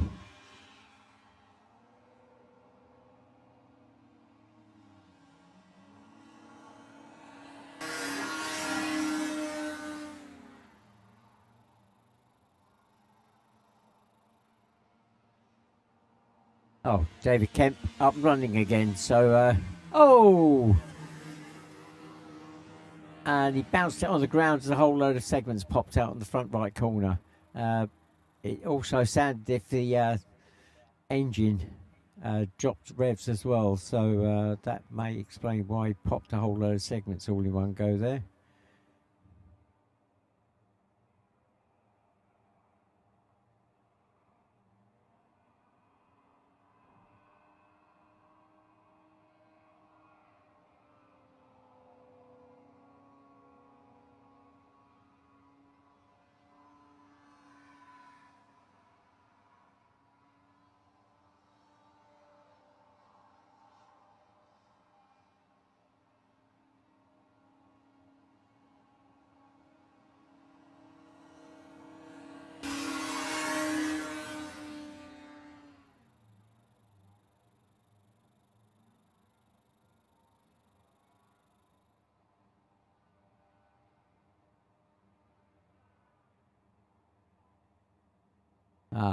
David Kemp still going. The camera just caught him as he was going up and over the rise and up towards the top of the field by the big tree. It looks so he's still going, but he's clearly got that skirt damage.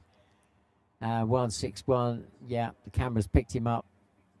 Top end of the course, trying to make his way back to the paddock by the looks of it. The engine is still running, but he's struggling. 94, David Kemp onto the lake. That's, there's a whole load of skirt damage there. Really struggling now. on that front right corner.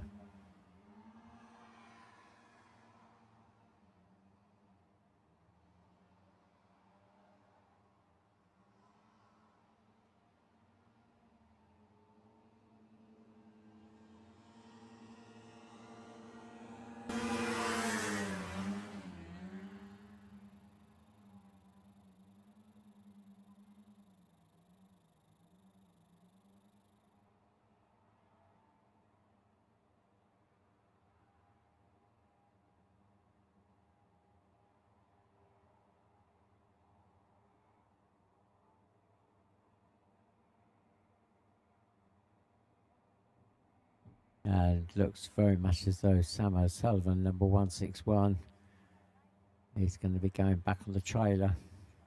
Doesn't seem to be any frantic efforts to get the craft sorted and fired up. The marshals with them.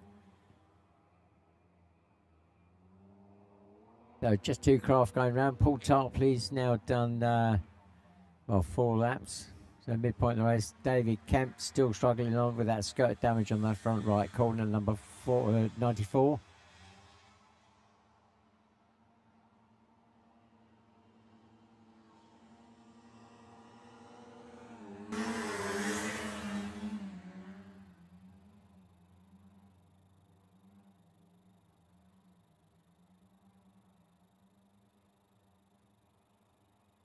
Well, it's just been pointed out that we seem to have lost Paul Tarpley as well.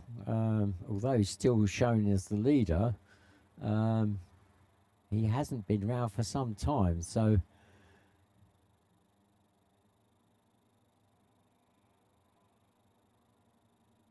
yeah, so all the craft in this race have had issues. So it's very much a case of, I think, who gets across the checkered flag in the end and probably take the win. So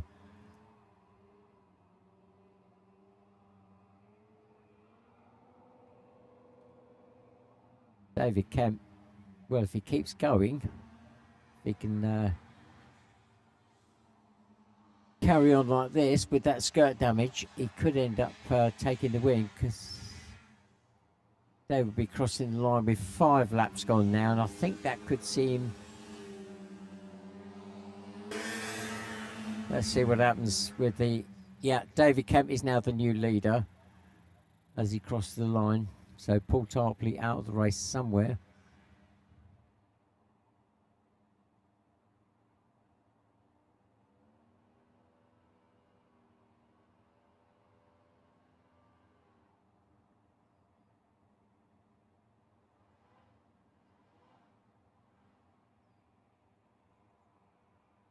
So the craft that David is using, the hull is...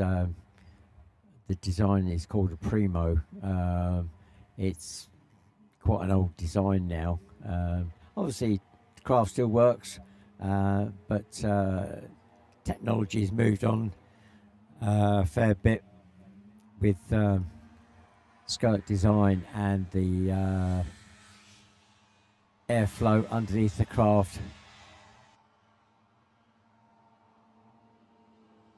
So that craft still, although operational, is still, yeah, it's not quite as the match of the modern specification craft. So 6 laps gone.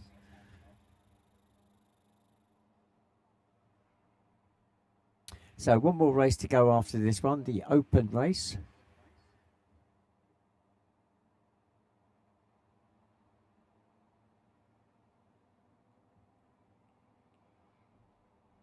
Don't forget, we are here again tomorrow, and our racing starts at 12 o'clock if we're on schedule.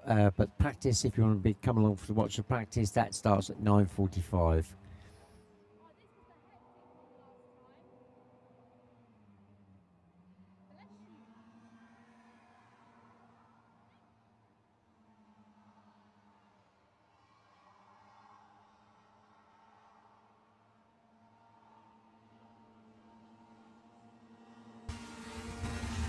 So last lap board out now, 1 lap to go.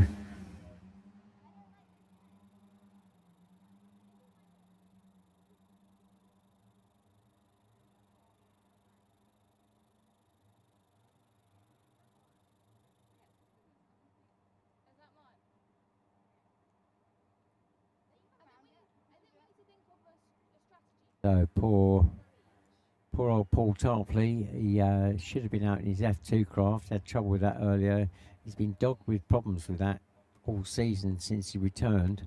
He's taken out another craft in this race and had problems with that. So not a good weekend so far.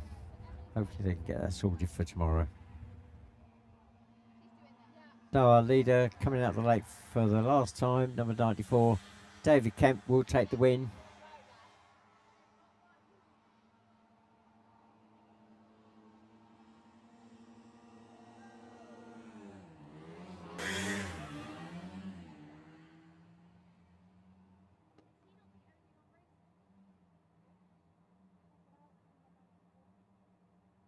I'll have to try and have a chat with David later and find out how many years it's been since he's actually raced. As I say, he drives Hovercraft all the time for the rescue out on the sea, on the shorelines, etc. So driving a Hovercraft is second nature to him, but it's been quite a few years now since he's actually raced. So we come to our last race of the day, and this is the open race, so open to all the main formulas.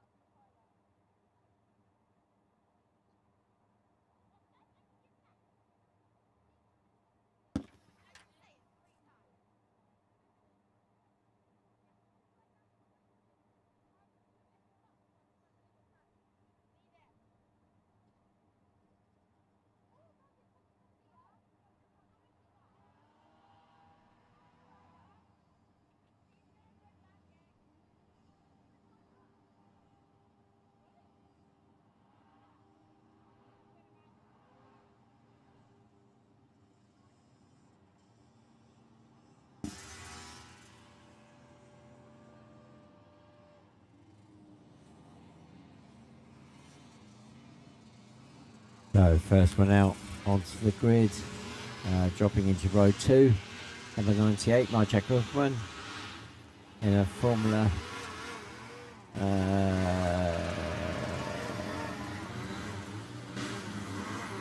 Formula 2, I think that is.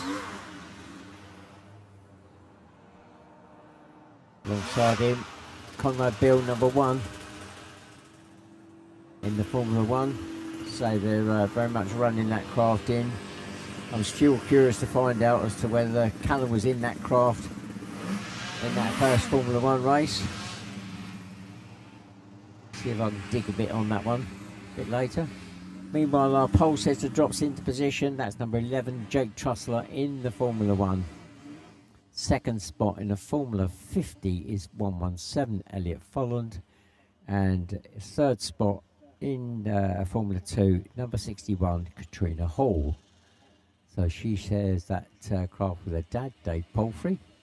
Dave does the Formula races and Katrina does the Opens.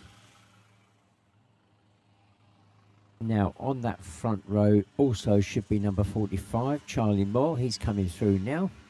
He's running the Formula 2. Row 2 should be 81, Nick Drew. But he's not out. Then we got number 1, Conrad Bill. He's there. 98, Marcek Uckman. He's there. Got through those earlier. Also on row 3 should be 115, Craig Emery, but he took a tumble earlier, so I'll have to find out what's going on there this evening. And we've got also 169, Kerris Road should be there as well. She's missing in the Formula 3. Then we got number 3 is there, the Formula 1 Cy Francis. And then 53, Jamie Lewandon in a Formula 2. And then right at the very back there on row 4 is 119, Josh Trussler in the Formula 2. So we got Josh and Jake Trussler out in this race, 2 brothers. One running the Formula 1 up at the front, and the other one running the Formula 2 at the back. 9 craft on the grid for this last race of the afternoon.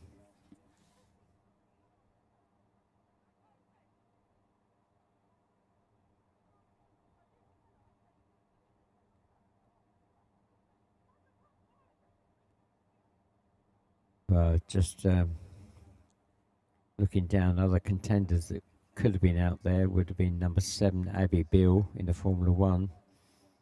So let's find out why she's not out.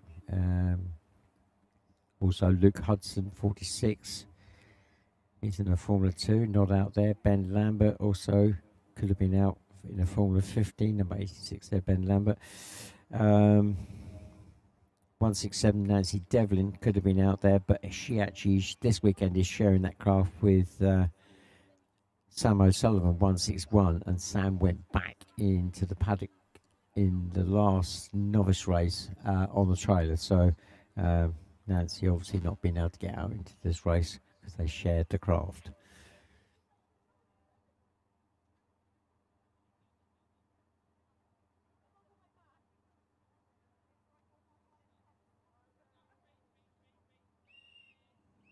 Right, we are now on the 2-minute board. 2 minutes away from the start.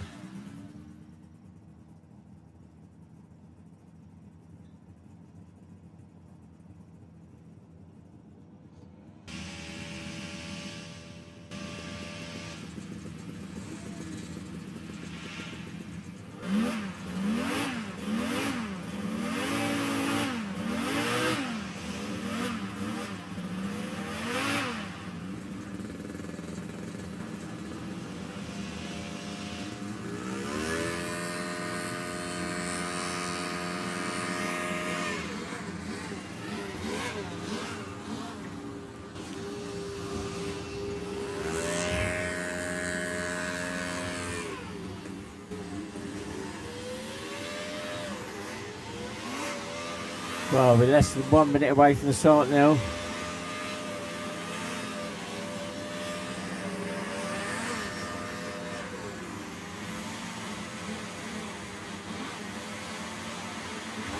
Here we go, we're on the lights and we're away. Jay Trussler off to a great start, number 11 in this 45. I've got to make sure I get the right Charlie now. That is Charlie Moore. Drops into second. He teams up with Charlie Metcalf, so it is Charlie Moore this time.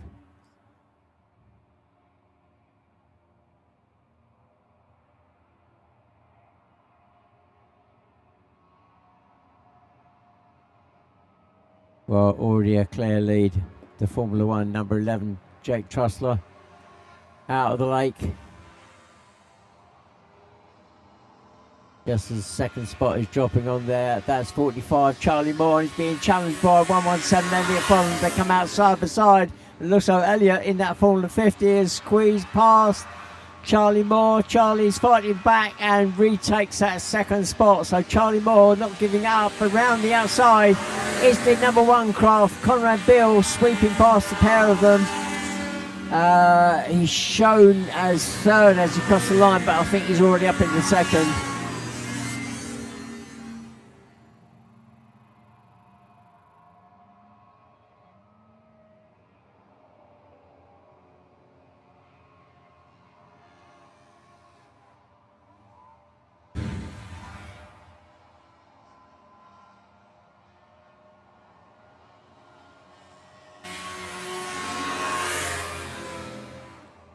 So Jake Trussler goes through. 2 laps gone now. Up into second is Conrad Bill, number 1. As I say, he's running that engine in, so don't expect major performance out of that craft. So he's in second. Then Charlie Moore, 45, in third. Then Elliot Folland, 117. Then 119. Josh Trussler as they come round the paddock turn. And they're all very tight as they cross the line. And, well, nothing in it.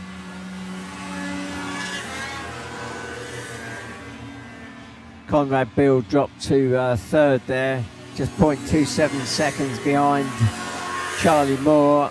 Elliot, 0.5 seconds behind Conrad, and 0.1 of a second Josh Trussler behind Elliot. So, yeah, 4 of them across the line. Pretty much together.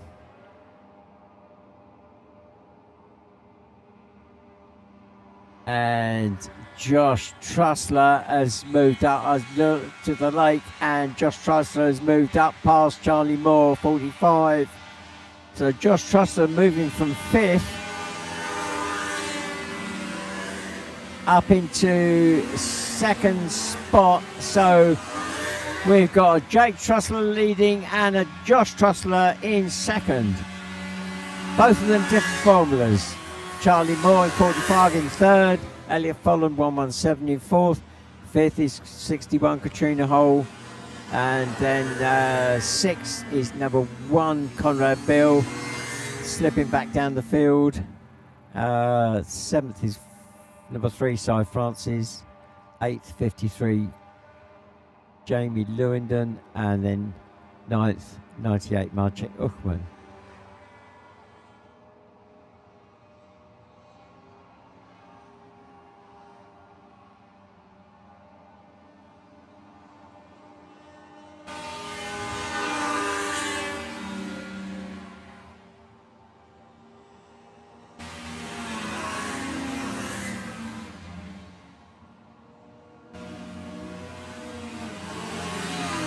Oh, and number 11, Jake Trussler, just making contact with another craft there, the back marker as they went to go across the line. I think that was Cy Francis.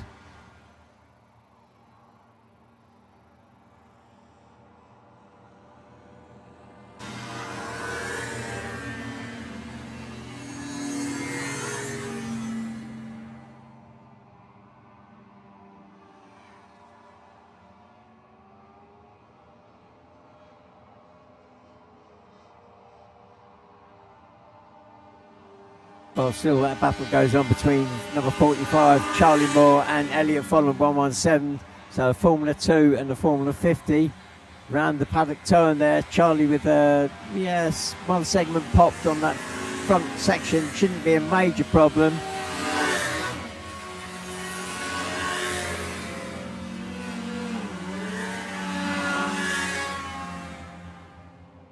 And the gap between 45 and 117 was 0.93 of a second on that last lap.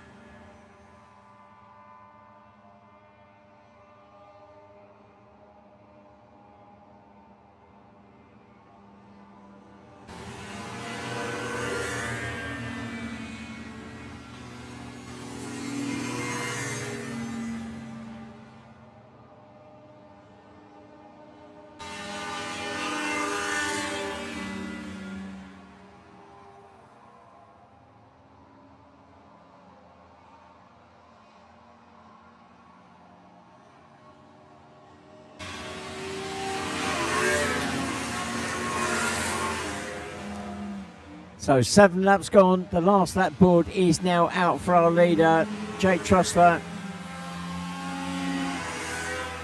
I think he might have actually lapped the rest of the field. His brother's in second, and I think they may have crossed the line pretty much together. Conrad Bill's moved back up into third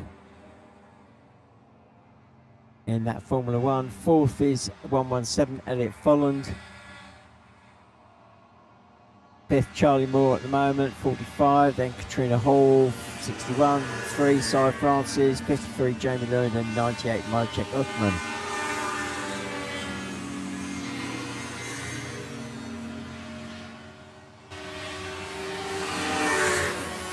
There we go. Number 11, Jake Trussler takes the win. No, he didn't overtake and that his brother.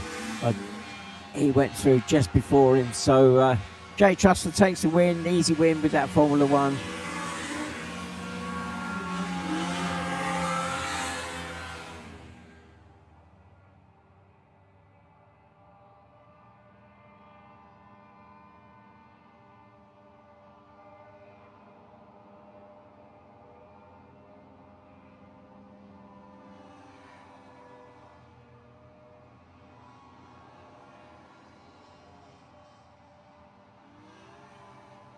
There we go. Second spot, crossing the line, goes to Josh Trussler in that Formula 2. Third goes to Conrad Bill, number 1.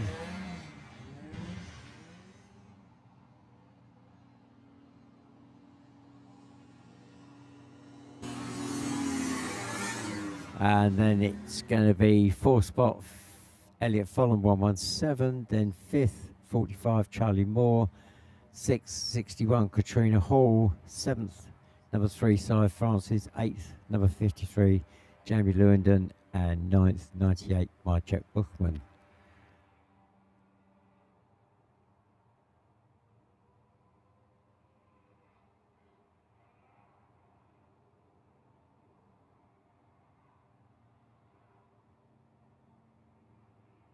Right, that is our racing done for today. Thank you very much for those that have come along to watch today. Hope you've enjoyed it, and hopefully we'll see you again tomorrow. Don't forget, practice starts at 9:45. First race scheduled for 12 o'clock. For those of you who watched on the line, I hope you're enjoying the improved service. There are a few glitches still, but the things are gradually developing, and so more graphics on the screen.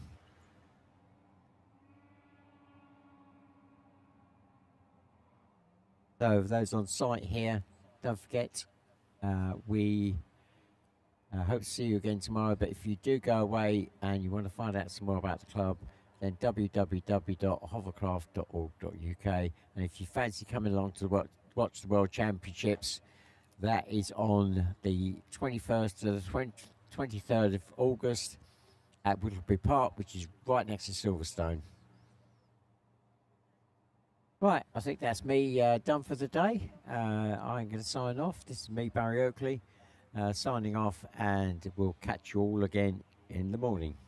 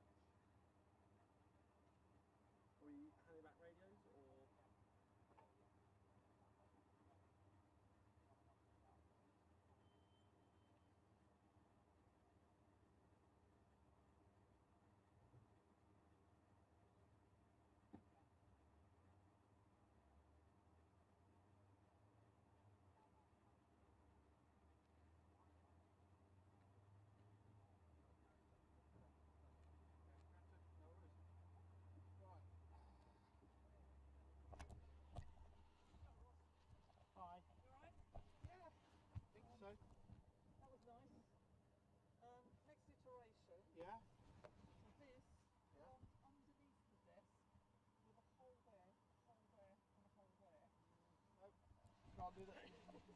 Not doing that. Never come in again. Okay.